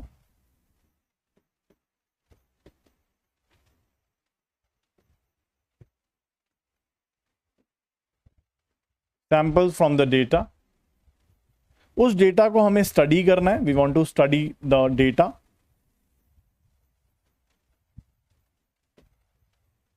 और उस डेटा का यूज करके हमें एक क्लासीफायर बिल्ड करना है। ठीक है, अब इसको समझते हैं ये क्या हम यहां पे कहना चाहते हैं।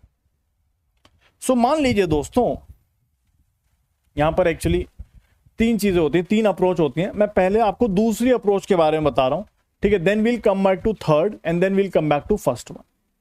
तो दोस्तों मान लीजिए हमारे पास एक कोविड पेशेंट्स का डेटा है,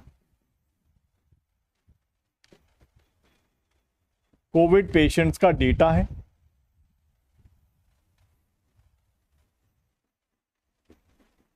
जहां पर हम उनका मेजर कर रहे हैं। एक्स एक्सेस है हमारा फीवर,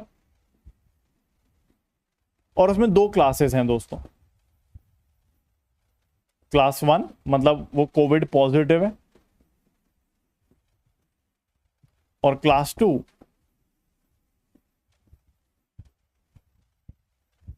कोविड नेगेटिव।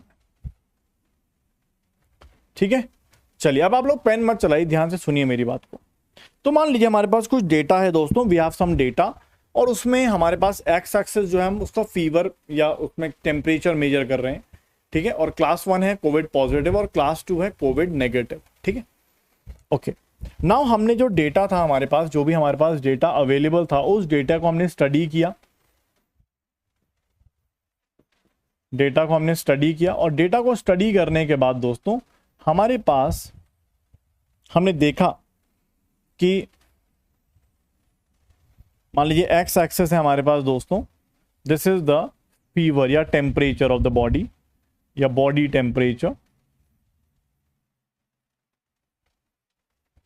ठीक है, अब ये मेजर किया गया दोस्तों, हमने ये देखा कि now we actually try to create the PDF. कौन सी पीडीएफ? The likelihood PDF. ठीक है, we actually try to create the likelihood PDF that, study करके हम क्या निकालना चाहते हैं दोस्तों? The PDF of X, obviously the PDF of x given COVID positive, मतलब PDF of x given class 1। ठीक है, और हमने निकाला पीडीएफ ऑफ एक्स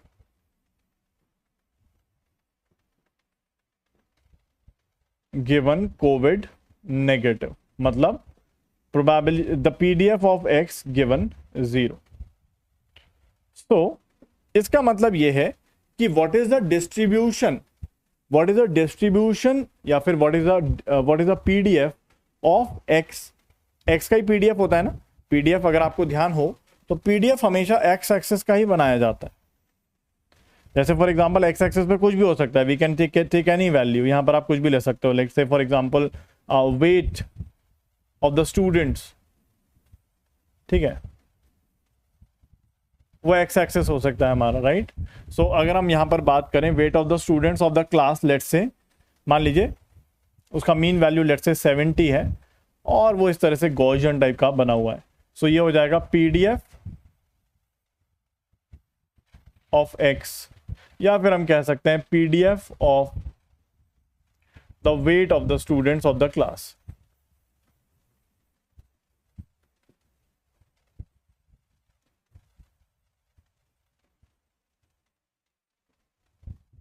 ठीक है, ओके। अब यहां पे हमने क्या किया दोस्तों, क्या कोई बता सकता है ये कैसे निकाला जा सकता है? एनीवन? क्या कोई बता सकता है ये कैसे निकालेंगे? The PDF of x given कि वो कोविड पॉजिटिव है, और पीडीएफ ऑफ एक्स गिवन वो कोविड नेगेटिव है। कोई बता सकता है ये कैसे निकालेगा? मतलब ये हम कर चुके हैं, लाइक ये चीज हमने लास्ट क्लास में भी करी थी, आज भी जल्दी से रिवाइज करी है हमने। कोई बता सकता है मतलब क्या तरीका होगा? जस्ट फॉर नॉलेज पर्पस, सिर्फ नॉलेज के लिए। पेपर में आपसे ऐसा कुछ मुझे लगता नहीं निकलवाएगा, बट फिर भी आप सोच के देखिए, क्या ऐसा हम कुछ निकाल सकते हैं? How we actually can calculate this, ये कैसे आ सकता है? कोई निकाल सकता है, कोई बता सकता है कि सर ऐसे ही कर सकते हो आप? एनीवन? ये हमने कर चुका है, लास्ट क्लास में हमने किया है, आज की क्लास में हमने स्टार्टिंग में रिवाइज भी किया है। ओके, मैं जैसे एक हिंट देता हूं, आप देखिएगा। तो मान लीजिए दोस्तों, हमारे पास एक डेटा है जहां पर यहां पर हमें फीवर दे रखा है, फीवर के वैल्यूज दे रखे हैं दोस्तों, और यहां पे हमें दे रखा है कोविड पॉजिटिव या negative.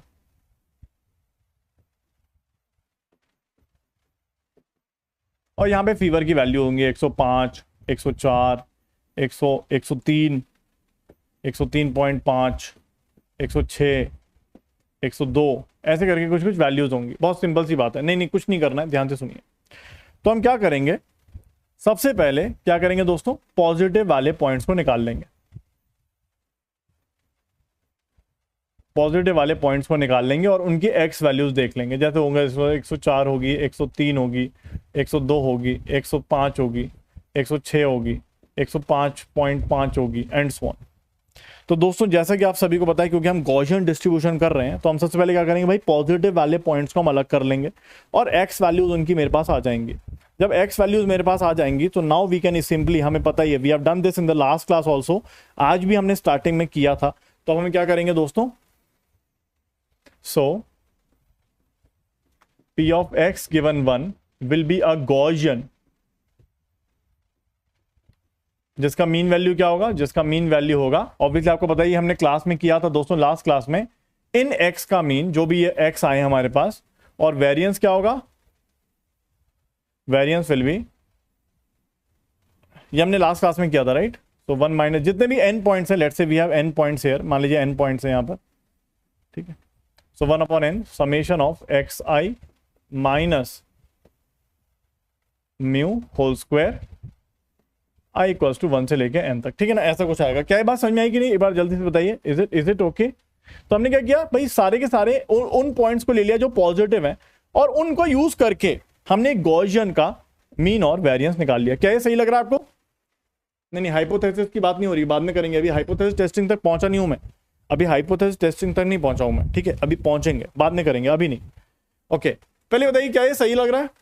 Are you able to get this? भाई कुछ नहीं करना, हमारे पास एक डेटा है जहां पे सिंगल डायमेंशन है, यहां पर दो क्लास हैं, 1 या 0, ठीक है। हमने क्या किया, हमने क्लास 1 के सारे पॉइंट्स को उठा लिया, और क्लास 1 के सारे पॉइंट्स को हमने देख लिया, भाई n पॉइंट्स है लेटर से, और उससे हमने मीन निकाल लिया, वेरिएंस निकाल लिया, तो एक गॉसियन मिल जाएगा आपको। गॉसियन, ये किस किस को समझ में आया जल्दी से बताइए? इसका मतलब हमें एक गॉसियन मिल जाएगा।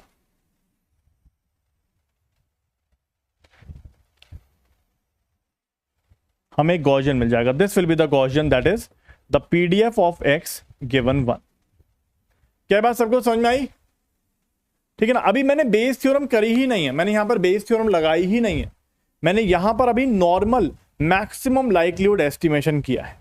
क्या ये किया मैंने अभी यहां पर नॉर्मल मैक्सिमम लाइक्लीहुड एस्टिमेशन किया है कि सर हमारे पास कुछ डेटा था, ठीक है, जिसमें पॉजिटिव नेगेटिव क्लास थी, यहां पर फीवर की वैल्यूज थी, एक्स वैल्यूज जिसको हम कह सकते हैं। हमने पॉजिटिव वैल्यू को अलग कर लिया, यहाँ पे n पॉइंट्स आ गए, और उसका हमने मीन वैल्यू और वेरिएंस निकाल लिया, this is what we get, ठीक है ना, ठीक है। और इससे हमने एक गॉसियन बना लिया, this is the PDF of x given 1।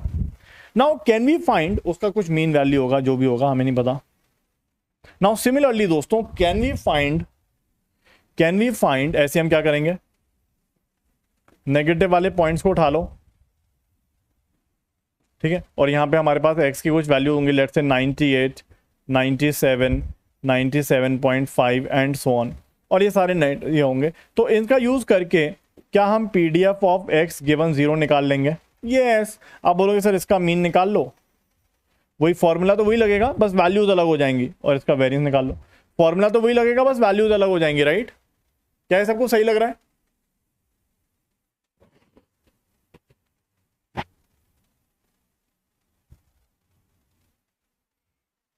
ठीक लग रहा है ये? Are you all able to get this?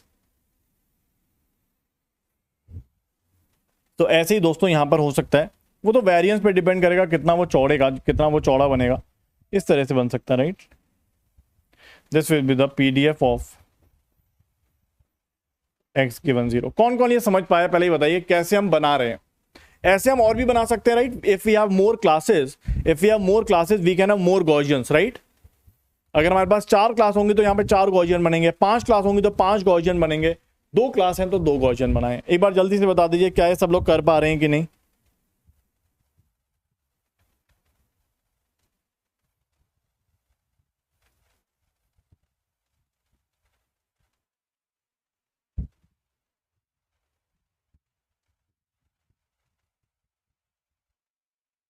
क्या ये सब लोग कर पा रहे हैं कि नहीं? ठीक है ना, समझ में आ गया? अब देखिए, सो यहां पर दोस्तों ये इनको बोला जाता है, एक मिनट दीजिएगा।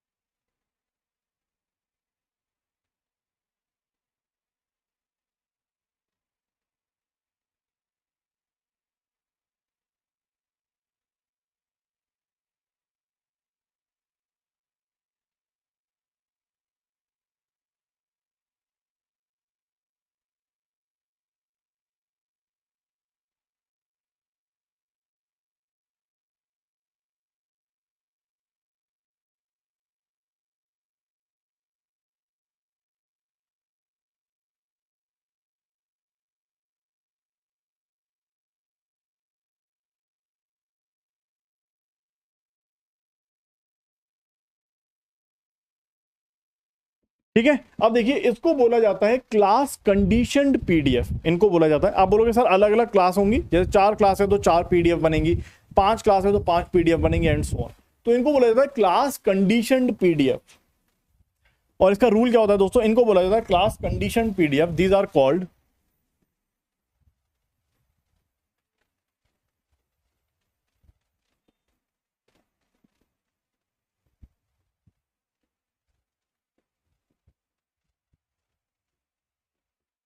Class conditioned PDF. ठीक है, इनको बोला जाता है क्लास कंडीशनड पीडीएफ। इनको कैसे यूज किया जाता है? अच्छा, क्या यहां पर हमने लाइक्लीहुड का यूज किया है दोस्तों? क्या यहां पर हमने लाइक्लीहुड का यूज किया है? एक बार बताइए, इन दोनों को जनरेट करने के लिए क्या हमने लाइक्लीहुड का यूज किया है?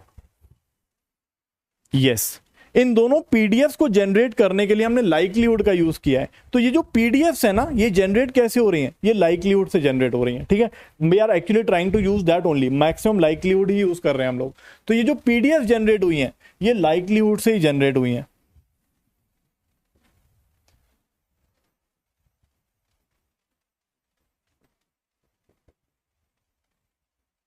These PDFs are generated from the likelihood या यूजिंग द मैक्सिमम लाइक्लीहुड, जो हमने पढ़ा था। अब देखिए दोस्तों, यहां पर रूल क्या होता है। अब जैसे फॉर एग्जांपल मैं आपको अब रूल बताता हूं कि इसको कैसे यूज किया जाता है टेस्टिंग पर्पस में। ये तो ट्रेनिंग पार्ट हो गया हमारा, ये तो ट्रेनिंग पार्ट हो गया हमारा कि भाई हमने ये ट्रेनिंग पार्ट हो गया। ट्रेनिंग पार्ट में हम ये क्लास कंडीशन पीडीएफ जनरेट कर लेते हैं। So in the training part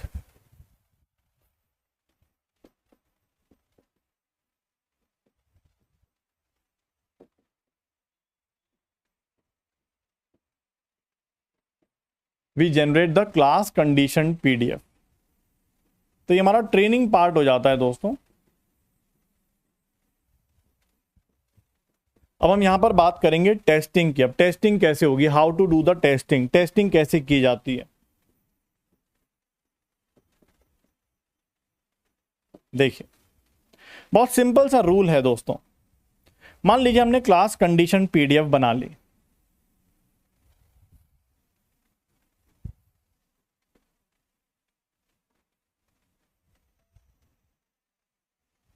मान लीजिए हमने क्लास कंडीशन पीडीएफ बना ली।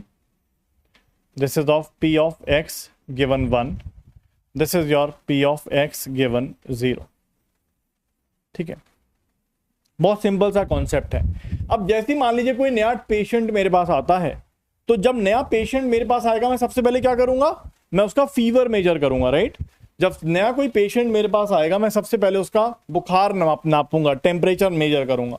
सो मान लीजिए दोस्तों, मेरा सबसे पहले मेरे पास जो पेशेंट आएगा, मैं उसका टेम्परेचर मेजर करूंगा। ये फीवर एक्सेस है मेरी, तो मैं उसका टेम्परेचर मेजर करूंगा। अगर मान लो टेम्परेचर यहां पे आता है, या चलो मान लो टेम्परेचर यहाँ पे आता है, ये उसकी वैल्यू निकल के आती है। फीवर मैंने मेजर किया, कोई नया पेशेंट मेरे पास आया और मैंने फीवर मेजर किया। तो दोस्तों बहुत सिंपल सा ट्रिक है, बहुत सिंपल सी बात है जो मुझे लगता है कि बहुत इंट्यूटिव भी है, आप सब लोग बता सकते हो। तो मैं क्या करूंगा, मैं इसके ऊपर एक लाइन ड्रॉ करूंगा कि भैया ये देखो। अब देखिए दोस्तों, आपको क्या लगता है कि वो क्लास 0 का होना चाहिए या क्लास 1 का होना चाहिए? बताइए, व्हाट डू यू थिंक, क्या लगता है? क्या लगता है दोस्तों कि वो क्लास 0 का होना चाहिए या क्लास 1 का होना चाहिए?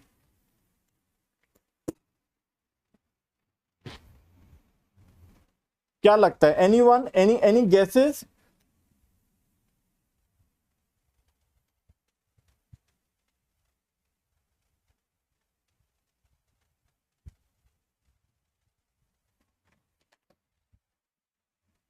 तो आप बोलोगे सर बहुत सिंपल सा रूल है, कोई टेंशन वाली बात ही नहीं है।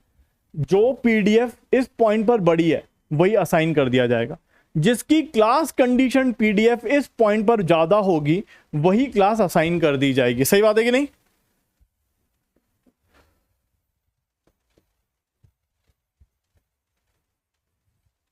The class condition PDF which is more,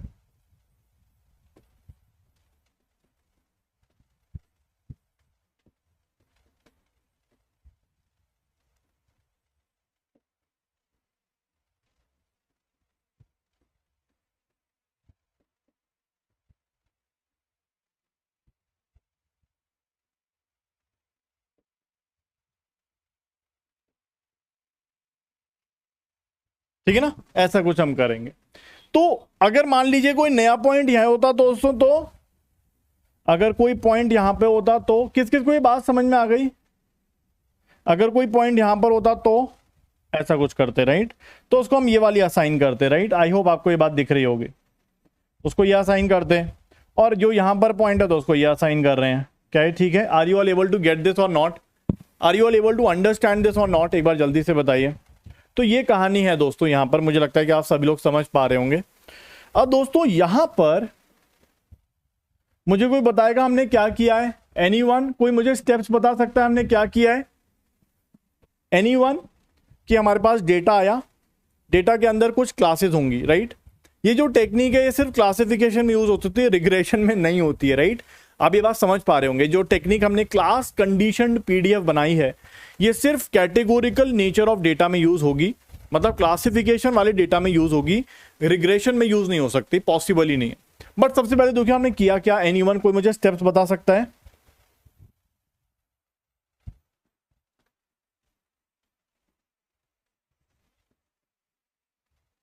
तो आप बोलोगे सबसे पहले हमारे पास डेटा आएगा, डेटा कैटेगोरिकल नेचर का होगा,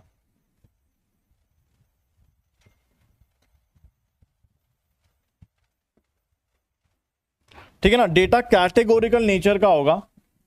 हम उस डेटा में से अलग अलग क्लास का डेटा निकाल लेंगे, मतलब क्लास 0 का डेटा निकाल लेंगे, क्लास 1 का डेटा निकाल लेंगे, क्लास 2 का डेटा निकाल लेंगे, और उन डेटा को यूज करके फिर उसकी हम क्या करेंगे दोस्तों? अब म्यू एंड सिग्मा, एक तो सिंपल बात हो गई, मतलब हम उसका पीडीएफ निकालेंगे। जनरली गॉसियन होता है, आप मान के चलना जनरली गॉसियन ही होगा जनरली। सो क्लास 0 का हम क्या करेंगे? Will find the PDF of x given 0। लेकिन इस स्टेप के अंदर हम क्या यूज कर रहे हैं दोस्तों?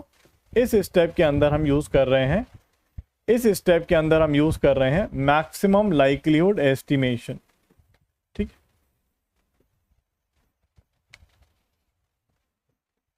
तो हम डेटा को यहां पर बाइफरकेट कर देंगे, डेटा यहां पर आ जाएगा,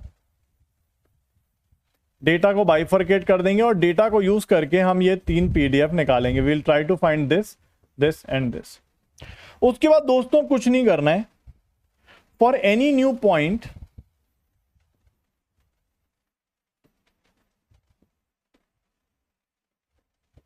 फॉर एनी न्यू पॉइंट, कोई भी नया पॉइंट आएगा दोस्तों, वी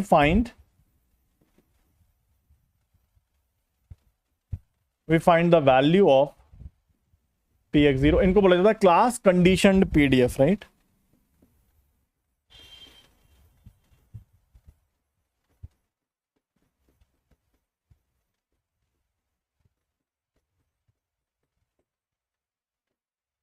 ठीक है, class condition PDF, we find the values of px0, px1 and px2। ठीक है, ये फाइंड करेंगे और फिर क्या करेंगे दोस्तों, कौन सी क्लास असाइन की जाएगी, any one, any guesses, any suggestions, बता सकते हैं, एनी कमेंट्स। हमने कोई भी नया पॉइंट आएगा वो x की वैल्यू देगा, तो वी हैव द पीडीएफ, उसका एक्सप्रेशन x के टर्म्स में होगा, right. We have the PDF, उसका जो भी एक्सप्रेशन होगा वो फंक्शन ऑफ x होगा, right. This will be a function of x, this will be a function of x, this will also be a function of x, this will be a function of x। ये तीनों function of x ही होंगे। तो हमारे पास कुछ नया value आएगा दोस्तों, नया पॉइंट आएगा, नया पॉइंट मतलब न्यू x आएगा, तो हम इन तीनों फंक्शंस की वैल्यू निकालेंगे। तो जिसकी भी सबसे ज्यादा वैल्यू होगी, जिसकी भी इन तीनों में सबसे ज्यादा वैल्यू होगी, वही असाइन कर दिया जाएगा। तो दिस इज द टेक्निक, ठीक है, दिस इज द टेक्निक जहां पर हम मैक्सिमम लाइक्लीहुड एस्टिमेशन का यूज कर रहे हैं। किस किस को ये बात समझ में आ गई, जल्दी से बताइए, ठीक है ना। So whichever gives the maximum value,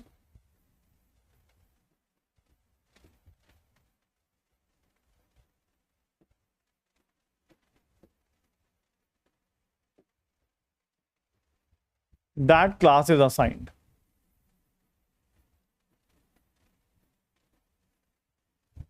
ठीक है, वो क्लास हम असाइन कर देते हैं। मुझे लगता है कि ये बात आपको समझ में आ रही होगी। तो यहां पर हम लोग दोस्तों, यहां पर हम लोग सिर्फ और सिर्फ क्लास कंडीशन पीडीएफ का इस्तेमाल कर रहे हैं, जहां पर हमने 3, अरे 4 भी हो सकती है ना सुदीप्ता भाई, यहां पर तो हमने 2 ही रखी हैं। ठीक है, यहां पर हमने 2, पीछे वाले में 2 रखी थी, यहां पर 3 भी हो सकती हैं, 4 भी हो सकती हैं, 5 भी हो सकती है। We can have as many classes, मतलब 5-6 क्लास हो सकती हैं, राइट। मैं तो बस एक जनरल एग्जांपल आपको दे रहा हूं। पिछले केस में हमने 2 क्लास वाला किया था, मैंने यहाँ पे 3 का एक्सप्लेन कर दिया, किसी में 4 भी हो सकती हैं, 5 भी हो सकती हैं, वो तो बस समझने वाली बात है, जस्ट अंडरस्टैंडिंग। तो जैसे अगर 3 क्लास का डेटा होगा तो क्लास 0 के सारे पॉइंट्स एक साथ ले आएंगे, क्लास 1 के सारे पॉइंट्स, क्लास 2 के सारे पॉइंट्स। तो जैसा हमने पीछे किया था, यहां पर समझने के लिए डेटा को पॉजिटिव और नेगेटिव में ब्रेक करा। पॉजिटिव वाले पॉइंट्स का हमने मीन और वेरिएंस निकाल के उसका गॉसियन बना लिया, नेगेटिव वाले का मीन और वेरिएंस निकाल के इसका गॉसियन बना लिया। ऐसी 3 क्लास भी हो सकती हैं, राइट। नहीं सारी अगर सारी सेम हो जाएंगी वैष्णव भैया, तो फिर तो इसका मतलब आपको जो डेटा मिला है वो तो धोखेबाज डेटा हो गया ना भाई। सारी वैल्यू सेम कैसे हो जाएंगी यार, सोच के देखिए आप। अगर मैं आपसे कहता हूं भाई सारी यहाँ पे एक्स की वैल्यू है जिसमें सब में पॉजिटिव भी और नेगेटिव भी है, तो फिर इसका मतलब आपके संग तो धोखा हो गया ना। ये तो पॉसिबल ही नहीं है ना। अगर सारी वैल्यू सेम हो गई और क्लासेस सबकी, मतलब कि भाई सारी वैल्यू सेम है, सबका वैल्यू 105 है और कुछ में क्लास 0 है, क्लास 1 है और क्लास 2 है लेट्स से, तो इसका मतलब तो आपका देखा हो गया, ठीक है ना। Okay, what about multiple inputs? We can have multiple inputs ना। हमारे पास उस केस में क्या हो जाएगा, अगर आपने शायद कभी पढ़ा हो तो, क्या गॉसियन हम लोग 2 वेरिएबल का नहीं, मल्टीवेरिएट गॉसियन सुना आपने कभी, मल्टीवेरिएट गॉसियन। तो यहां पर जो हम गॉसियन बना रहे हैं, यहां पर जो हम गॉसियन बना रहे हैं वो सिंगल वेरिएबल या उसकी सिंगल फंक्शन है। आप देखोगे this will be 1/√2 pi sigma square x minus mu whole square by 2। ठीक है, ये आ जाएगा। अगर हमारे पास फॉर एग्जांपल फीवर भी है, ब्लड प्रेशर भी है, 2 वेरिएबल्स हैं, तो then we will actually create 2 variate Gaussians. तो मल्टीवेरिएट गॉसियंस यहां पर बनेंगे। बट सोच के देखिए, क्या मल्टीवेरिएट गॉसियंस हम ड्रॉ कर पाएंगे? कभी नहीं कर पाएंगे, तो ऑब्वियसली उसके बारे में पढ़ने का कोई मतलब नहीं है। बट ऑब्वियस सी बात है कि हमारे पास मल्टीवेरिएट गॉसियंस का ऑप्शन भी अवेलेबल है। तो अगर यहाँ पर फीवर है, ब्लड प्रेशर है, लेट्स से शुगर है, तो 3-4 अगर ऑप्शंस हैं तो वी विल हैव मल्टीवेरिएट गॉसियंस। उस केस में सिंगल वेरिएट गॉसियन या सिंगल वेरिएबल वाला गॉसियन नहीं बनेगा, 3 वेरिएबल वाला बनेगा, ठीक है ना। ओके वो तो यार सोच के देखिए ना, फिर तो यार फिर उसका मैं वो कैसे बनाऊंगा अखिल भैया, मैं उसका गॉसियन बनाऊंगा कैसे? मतलब एक पॉइंट का एक ही वैल्यू आ गया, मतलब लेट्स से आप कह रहे हो कि सबको अलग अलग क्लास दे दूं, सबकी वाई वैल्यूज अलग अलग है, तो मैं सबको एक एक क्लास दे दूं, तो उसमें मीन और वेरिएंस कैसे निकालूंगा अखिल भैया, समझ में आ रहा है? अगर फॉर एग्जांपल उस केस में क्या हो गया, मेरे पास n गॉसियंस हो जाएंगे। आप बोलोगे सर हर एक पॉइंट जो है वो हर एक नई क्लास का है। उस केस में आप कह रहे हो कि सर हर एक पॉइंट जो है वो नई क्लास का है, तो मेरे पास उसके अंदर तो एक ही पॉइंट होगा ना, तो उसमें फिर गॉसियन बनाने का क्या मतलब होगा? फिर तो वो गॉसियन नहीं बन पाएगा ना। गॉसियन तभी बनता है जब एक रैंडम वेरिएबल हो जो 10-15 वैल्यू उठा रहा हो, उसका मीन निकालें, गॉसियन निकालें और ऐसे काम करें। क्या ये सबको समझ में आएगा? नहीं, बार जल्दी से बताइए। सो यहां पर हम क्लास कंडीशन पीडीएफ का इस्तेमाल करके पूरी कहानी कर रहे हैं। Are you all able to understand this? सबको क्लियर है? कहानी क्लियर है? So this is actually the process of class condition PDF हम यूज कर रहे हैं, ठीक है, जिसको हम लोग मैक्सिमम लाइक्लीहुड एस्टिमेशन से करते हैं। लेकिन यहां पर जैसे फॉर एग्जांपल डॉक्टर है, ठीक है, अब डॉक्टर के पास कुछ डेटा आया, ठीक है, डॉक्टर ने एक डेटा बना लिया, डॉक्टर हैज सम डेटा। तो मान लीजिए वही चीज है, डॉक्टर है हमारे पास कोई दोस्तों, तो हमारे पास एक सैंपल आया, सैंपल ऑफ द डेटा आया,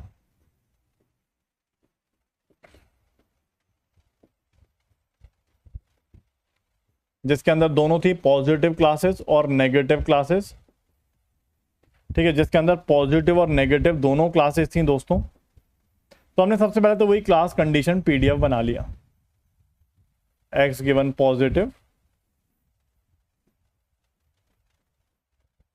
ठीक है, क्लास कंडीशन पीडीएफ मेरे पास आ गई।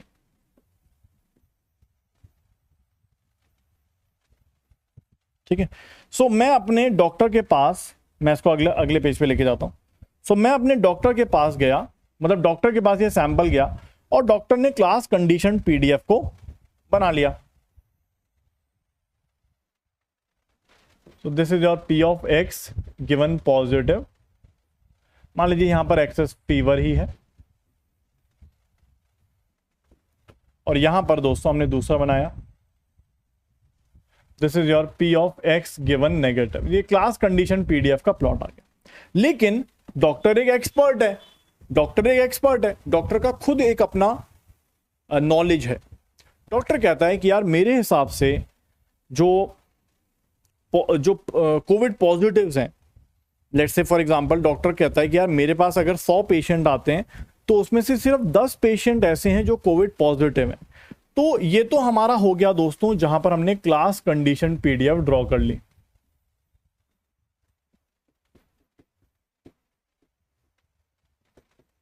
ठीक है, तो ये हम पहले कर रहे थे, right, we have done this, और इसको हमने एमएलई से निकाला था।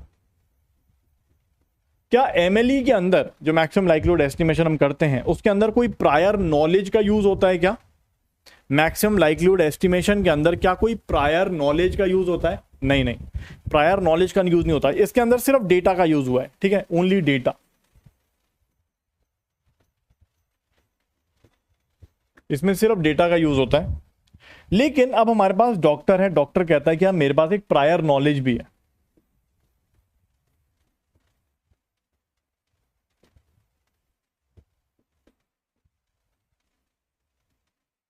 डॉक्टर की प्रायर नॉलेज भी होती है, वो कहता है कि यार कोविड पॉजिटिव होने की प्रोबेबिलिटी है लेट्स से 0.1 और कोविड नेगेटिव होने की प्रोबेबिलिटी है 0.9।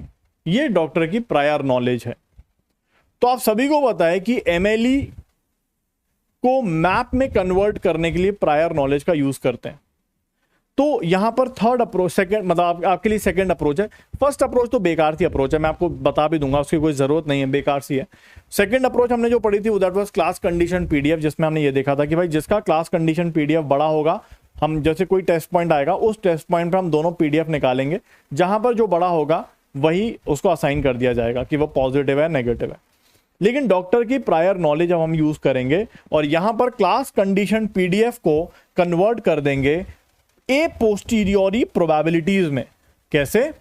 आपको पता है कि अगर मैं यहां पर इस बात को लिख भी देता हूं कि यार ये हमारी क्लास कंडीशन पीडीएफ है दोस्तों, उसको अगर हम पोस्टीरियोरी प्रोबेबिलिटी बनाना चाहते हैं,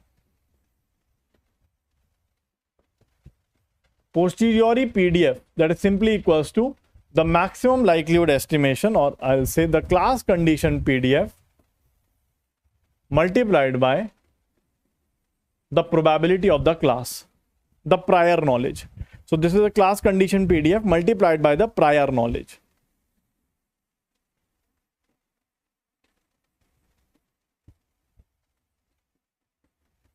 ये दो टर्म्स आप ध्यान में रखिएगा, क्लास कंडीशन पीडीएफ और ये हमारी prior knowledge.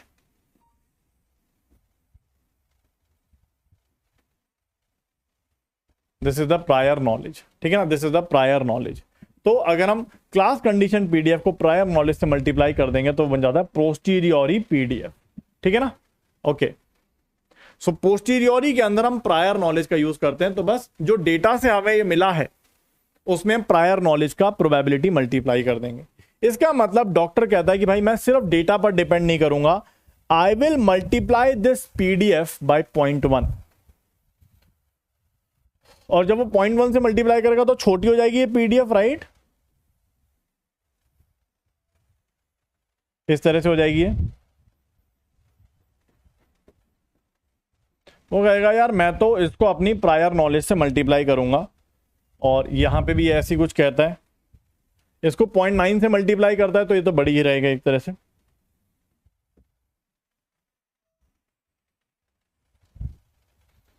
So this is your p of x given negative into p of negative, ठीक है ना, ये आ जाएगा। तो आप बड़े आराम से इन चीजों को देख सकते हो दोस्तों। ये हो जाएगा हमारा पोस्टीरियोरी प्रोबेबिलिटीज या पोस्टीरियोरी पीडीएफ हो जाएंगी। क्या रूल अभी भी वैसे ही रहेगा दोस्तों? सो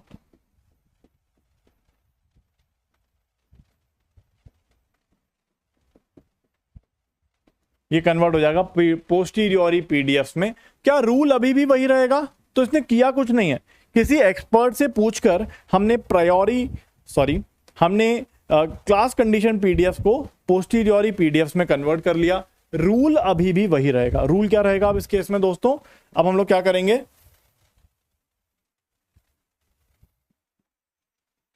तो what is the approach, what we are actually doing. हमारे पास डेटा था दोस्तों, और डेटा के अंदर कितनी भी क्लास हो सकते हैं, जनरली 2 से 3 या 4 क्लास हो सकती हैं। वैसे पेपर में आपसे 2 क्लास से ज्यादा का नहीं आएगा, ठीक है ना, पेपर में आपका 2 क्लास से ज्यादा नहीं आने वाला है। तो मान लीजिए हमारे पास क्लास 0 का डेटा हमने अलग कर लिया है, क्लास 1 का डेटा और क्लास 2 का डेटा है हमारे पास, ठीक है। उसके बाद दोस्तों हम क्या करेंगे, जो भी डेटा है उसका यूज करके एमएलई का यूज कर लेंगे, मैक्सिमम लाइक्लीहुड एस्टिमेशन का यूज कर लेंगे, और उसके बाद यहां पर हमारे पास क्लास कंडीशन पीडीएफ आ जाएगी।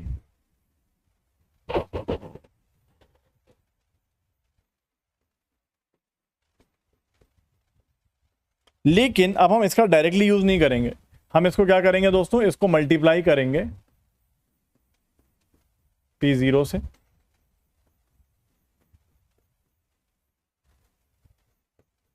P1 से, P2 से, इनसे मल्टीप्लाई करेंगे, और उसके बाद दोस्तों अब कंपैरिजन करेंगे। नाउ ये सब के सब जो होंगे फंक्शन ऑफ एक्स होंगे दोस्तों,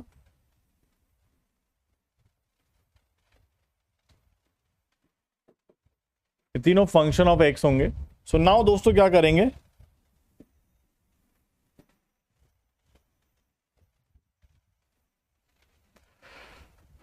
now for any new point,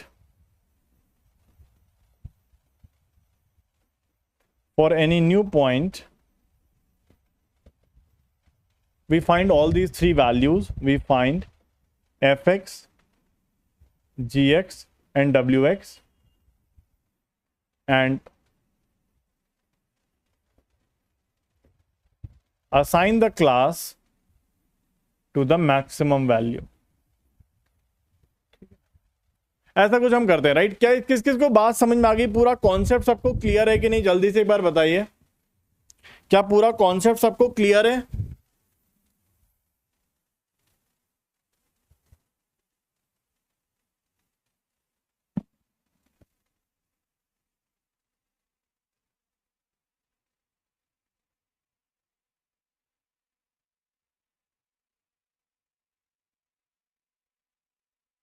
ठीक है, चलिए, ठीक है, ओके। सो दोस्तों आई होप यहां तक आपको बातें समझ में आ गई होंगी। नाउ आपको क्या लग रहा है दोस्तों, यहां पर एक फिगर बनाता हूं,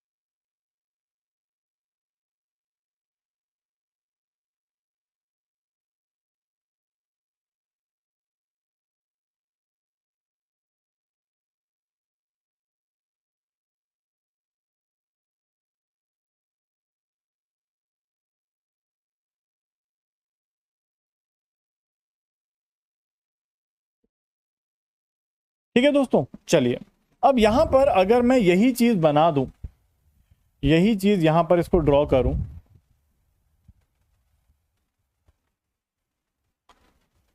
इस चीज को ड्रॉ करूं, ये हमारी P of x given positive या जीरो कुछ भी कर दो, प्रोबेबिलिटी ऑफ पॉजिटिव से मल्टीप्लाई कर दिया, ओके, और ये आ जाएगा probability of x given negative P of negative. Now दोस्तों अगर हम यहां पर देखें, सर एंड समराइज कर दीजिए, समराइज तो क्या हुआ है, ये सब समरी तो चल रही है एक तरह से, इसमें कोई ऐसी बड़ी बात तो करी नहीं है मैंने अभी तक, ठीक है। चलिए अब यहां पर देखिए दोस्तों, यहां पर अगर हम इस बात को समझें, इस पूरी कहानी को देखें, तो क्या आपको ये समझ में आ रहा है कि यहां पर अगर हम इस रीजन को देखें दोस्तों, इस रीजन को मतलब यहां से लेके यहां तक के रीजन को अगर ऑब्जर्व करें, तो इस रीजन में दोनों का पीडीएफ है, इस रीजन में दोनों का पीडीएफ, मतलब इसका भी पीडीएफ है, यहां पर आ रहा है इस वाले पॉइंट से लेके इस वाले पॉइंट तक।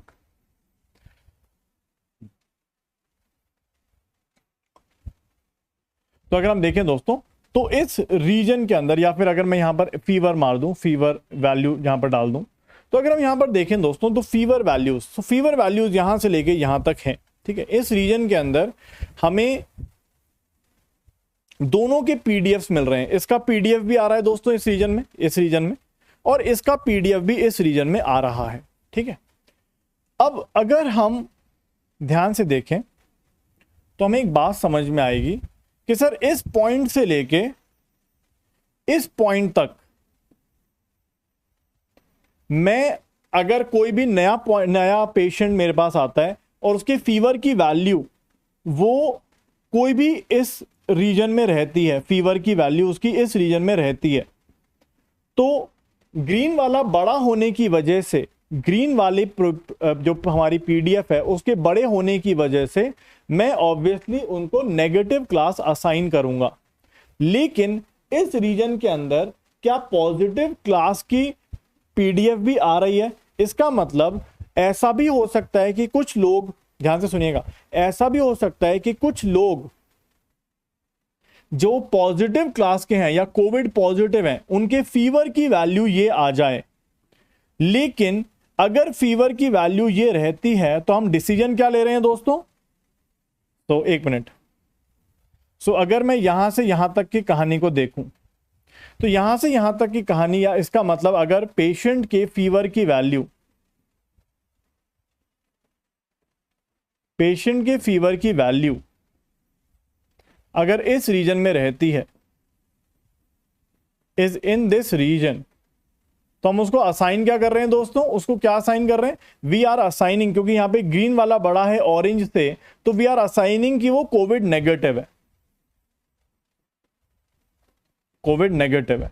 लेकिन आप देख सकते हो कि कुछ कोविड पॉजिटिव पेशेंट्स, कुछ, क्योंकि उसकी पीडीएफ आप देख रहे हो, पीडीएफ यहां तक जा रही है, तो कुछ कोविड पॉजिटिव पेशेंट्स वो उनका फीवर का रेंज ये भी रहता है। इसका मतलब ऐसा होगा कि कुछ कोविड पॉजिटिव पेशेंट्स को हम नेगेटिव असाइन करेंगे, तो इतने कोविड पॉजिटिव पेशेंट्स को हम नेगेटिव क्लास असाइन कर रहे हैं, ठीक है। या इसको चलो इस फिगर पे समझाना थोड़ा मुश्किल हो रहा है, शायद आपको समझ में भी नहीं आ रहा होगा, मैं इसको अलग तरह से समझाता हूं। दोस्तों ये हमारी दोनों हो जाएंगे। अब यहां पे आप देख सकते हो, यहां पे आप बड़े आराम से ऑब्जर्व कर पा रहे होगे कि जैसा हमने रूल बनाया था कि जहां पर ऑरेंज वाला बड़ा होगा ग्रीन से, वहां पर हम बोलेंगे भाई कोविड पॉजिटिव है, और जहां पर ग्रीन वाला बड़ा होगा पॉजिटिव वाले से या ऑरेंज वाले से, वहां पर कोविड नेगेटिव है। तो वी कैन से दैट ये हमारा थ्रेशोल्ड हो जाएगा दोस्तों। किस किस को ये बात समझ में आई?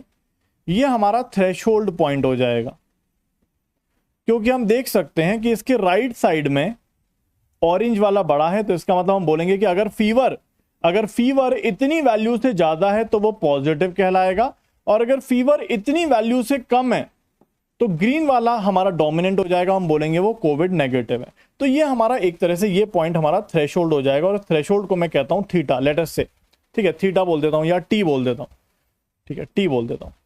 ओके, सो दोस्तों अगर हम इस थ्रेशोल्ड वाली वैल्यू को देखें तो मैं सिर्फ अगर कोविड पॉजिटिव वाले की पीडीएफ बना रहा हूं,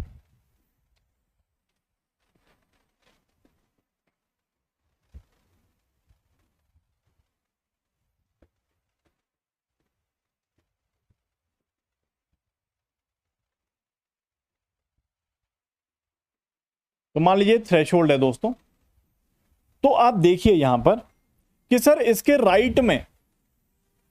राइट में मैं पॉजिटिव ही असाइन कर रहा हूं, मतलब अगर फीवर की वैल्यू इससे ज्यादा है तो मैं उस पेशेंट को पॉजिटिव क्लास ही दे रहा हूं, मतलब कोविड पॉजिटिव ही बोल रहा हूं।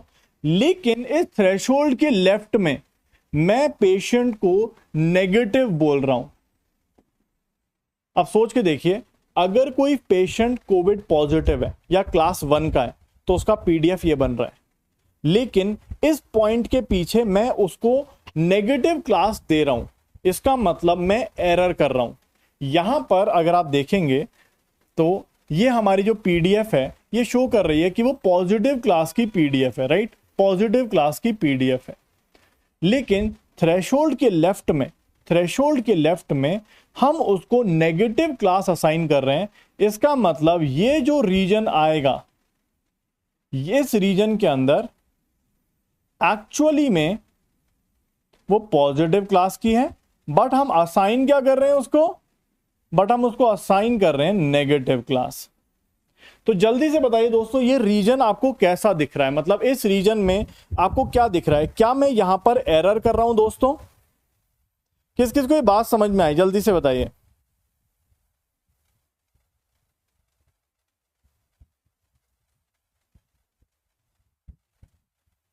जल्दी से बताइए, how many of you are able to understand this, कि भाई ये वाला जो हमारा पीडीएफ हमने ड्रॉ किया है, जो कि हमारा एक्चुअली पोस्टीरियोरी प्रोबेबिलिटी का पीडीएफ है या पोस्टीरियोरी पीडीएफ है, ठीक है ना। तो यहां पर दोस्तों मैं आपसे कहता हूं कि यार पॉजिटिव क्लास का, अगर आप ध्यान से देखें तो मैं आपसे कह रहा हूं कि पॉजिटिव क्लास का पीडीएफ कुछ ऐसा है। इसका मतलब लेटर से कि उनका जो फीवर का रेंज है, पॉजिटिव क्लास का फीवर का रेंज है वो है लेट से 99 से लेके 106, ठीक है। मैंने ये बोला कि पॉजिटिव क्लास के फीवर का रेंज है 99 से 106, लेकिन थ्रेशोल्ड वैल्यू जो हमने चूज करी है अकॉर्डिंग टू द रूल, वो लेटर से हमने चूज करी है 100। तो हम ये कह रहे हैं कि अगर फीवर 100 से ज्यादा है तो पक्का क्लास 1 है, लेकिन फीवर 100 से कम है तो हम उसको क्लास 0 असाइन कर रहे हैं, या फिर उसको बोल रहे हैं भाई नहीं तू कोविड पॉजिटिव नहीं है। तो इसका मतलब दोस्तों क्या हो गया कि एक्चुअली जो ये पीडीएफ है हमारी, ये वाली, ये कोविड पॉजिटिव की पीडीएफ है जो 99 तक जा रही है, लेकिन हमने अपने रूल के अकॉर्डिंग थ्रेशोल्ड डिसाइड कर दिया 100। तो इसका मतलब ये जो सारे के सारी प्रोबेबिलिटी बनेगी या ये वाला जो रीजन बनेगा, क्या ये एरर का रीजन बन जाएगा दोस्तों? क्योंकि ये रीजन में हमारी पीडीएफ तो पॉजिटिव की है, लेकिन हम उसको नेगेटिव असाइन कर रहे हैं। How many of you are able to understand this? ठीक है, आई विल रिपीट। देखिए, सबसे पहले हमने ये 2 पीडीएफ बनाई, आई होप ये पीडीएफ तो क्लियर है कहां से आ रही है, राइट। और थ्रेशोल्ड हमने कैसे डिसाइड किया ये भी आपको क्लियर होगा, कैसे हम यहां पे थ्रेशोल्ड बना रहे हैं। कैसे बना रहे हैं कि भाई जहां पर हमारा ऑरेंज वाला बड़ा है तो इसका मतलब वहां पे क्लास 1 है, और जहां पे ग्रीन वाला बड़ा है वो क्लास 0 है, ठीक है। क्लियर है ये बात? ओके। अब यहां पर थ्रेशोल्ड वैल्यू कुछ आई होगी जो कि हमने निकाल ली होगी। अब यहां पर मैं पीडीएफ ही ड्रॉ कर रहा हूं, I am drawing the same PDF again, just मैं उसको अलग से ड्रॉ कर रहा हूं, ठीक है। ये पॉजिटिव वाली क्लास की पीडीएफ है, ठीक है। और मैं आपसे कहता हूं कि यार पॉजिटिव क्लास की पीडीएफ है जिसमें थ्रेशोल्ड ये है हमारा, ठीक है। और मैं आपसे कहता हूं भाई थ्रेशोल्ड के लेफ्ट साइड में सभी पॉजिटिव है और थ्रेशोल्ड के लेफ्ट साइड में सभी नेगेटिव है, राइट में सभी पॉजिटिव, लेफ्ट में सभी नेगेटिव। लेकिन आप देखोगे कि सर ये वाला हिस्सा तो कट रहा है ना भाई, पॉजिटिव का पीडीएफ यहां पे भी एक्सटेंड हो रहा है, लेकिन इस रीजन में मैं उसको नेगेटिव क्लास दे रहा हूं।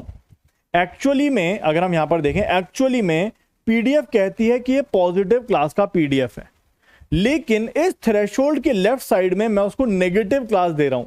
इसका मतलब क्या यहां पर मैं एरर कर रहा हूं? जल्दी से बताइए किस किस को समझ में आया?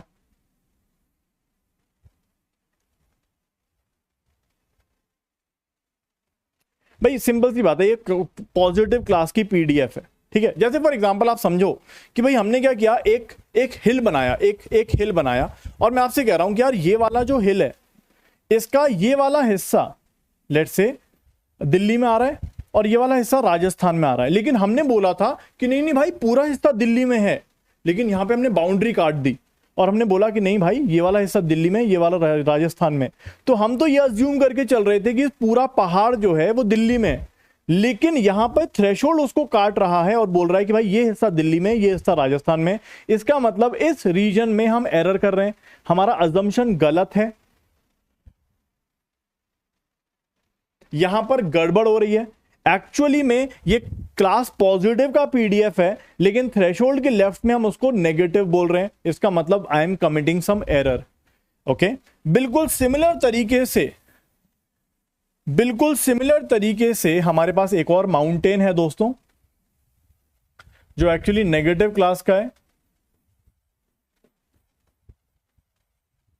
और यहां पर फिर से वही थ्रेशोल्ड आ जाएगा। थ्रेशोल्ड वही कह रहा है ना, थ्रेशोल्ड क्या कह रहा है? थ्रेशोल्ड देखो अगर हम देखें तो थ्रेशोल्ड कह रहा है कि राइट में पॉजिटिव, लेफ्ट में नेगेटिव। तो थ्रेशोल्ड कह रहा है कि भाई राइट में पॉजिटिव है और लेफ्ट में नेगेटिव है। तो ये नेगेटिव क्लास का पीडीएफ है पूरा का पूरा, ठीक है। हम कह रहे हैं राइट में पॉजिटिव, लेफ्ट में नेगेटिव, लेकिन ये नेगेटिव क्लास का पीडीएफ है। तो क्या ये वाली चीज में यहां पर हम मिस क्लासिफिकेशन कर रहे हैं? कहने का मतलब ये है कि हम कहते हैं कि भाई ये पूरा पहाड़ राजस्थान में है लेट्स से, लेकिन हमने थ्रेशोल्ड बनाकर बोल दिया कि भाई ये दिल्ली में है, ये राजस्थान में है। इसका मतलब यहां पे एरर हो गई है। अभी समझ में आया कि नहीं? जल्दी से बताइए।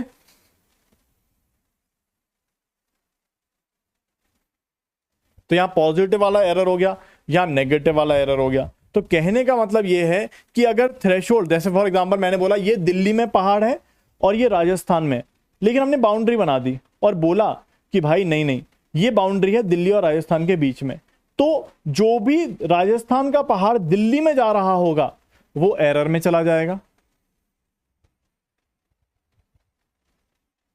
और सिमिलरली जो भी पहाड़ दिल्ली का राजस्थान की बाउंड्री में आएगा वो एरर में चला जाएगा। कहने का मतलब यह है कि जो भी पॉजिटिव का पीडीएफ नेगेटिव के रीजन में जाएगा, ये नेगेटिव का रीजन है ना, थ्रेशोल्ड के इधर नेगेटिव है, तो वो एरर हो। और जो नेगेटिव क्लास का पीडीएफ पॉजिटिव की तरफ जाएगा वो एरर में होगा। किस किस को समझ में आया जल्दी से बताइए। बहुत सिंपल सी बात है, मैं इसको जल्दी से रिपीट करता हूं, ठीक है। ओके, सो आप बोलोगे यहां पे हमें एक्चुअली पोस्टीरियोरी पीडीएफ बनानी थी, पोस्टीरियोरी पीडीएफ बनानी थी, हमने बना दी, ठीक है। हमने देखा कि यार ये हमारा थ्रेशोल्ड है, क्योंकि इसके आगे रेड वाला बड़ा है येलो वाले से, तो आप कहोगे यार ये इधर पॉजिटिव क्लास है, और यहां पर येलो वाला बड़ा है रेड वाले से, तो यहां नेगेटिव क्लास है। और ये मान लीजिए पॉजिटिव क्लास का पीडीएफ है। और ये किस किस को समझ में आ गया एक बार जल्दी से बताइए। बहुत सिंपल सी कहानी है, इसमें बड़ी बात नहीं है, ठीक है। अब यहां पे अगर हम देखें दोस्तों तो ये रीजन जो है वो पॉजिटिव में जा रहा है, लेकिन है नेगेटिव का, नेगेटिव का रीजन है पॉजिटिव में जा रहा है, तो एरर हो गया। और सिमिलरली ये पॉजिटिव का रीजन है लेकिन नेगेटिव साइड में जा रहा है, तो ये एरर हो गया। तो ये और ये एरर का पार्ट बन जाते हैं। तो ये प्रोबेबिलिटी ऑफ एरर निकलती है। एक बार जल्दी से बताइए किस किस को समझ में आ गया। जलज भैया, ममता, लक्ष्य भैया, सुदीप्ता, अक्सा, सिद्धार्थ भैया, सबको समझ में आ गया, ठीक है ना। चलिए, तो इसका एक्सप्रेशन हम लोग नेक्स्ट क्लास में देखेंगे, ठीक है। यहीं से हम लोग आगे कंटिन्यू करेंगे। Thank you dear students, bye bye and take care, ठीक है। यहीं से आगे कंटिन्यू करेंगे, चलिए।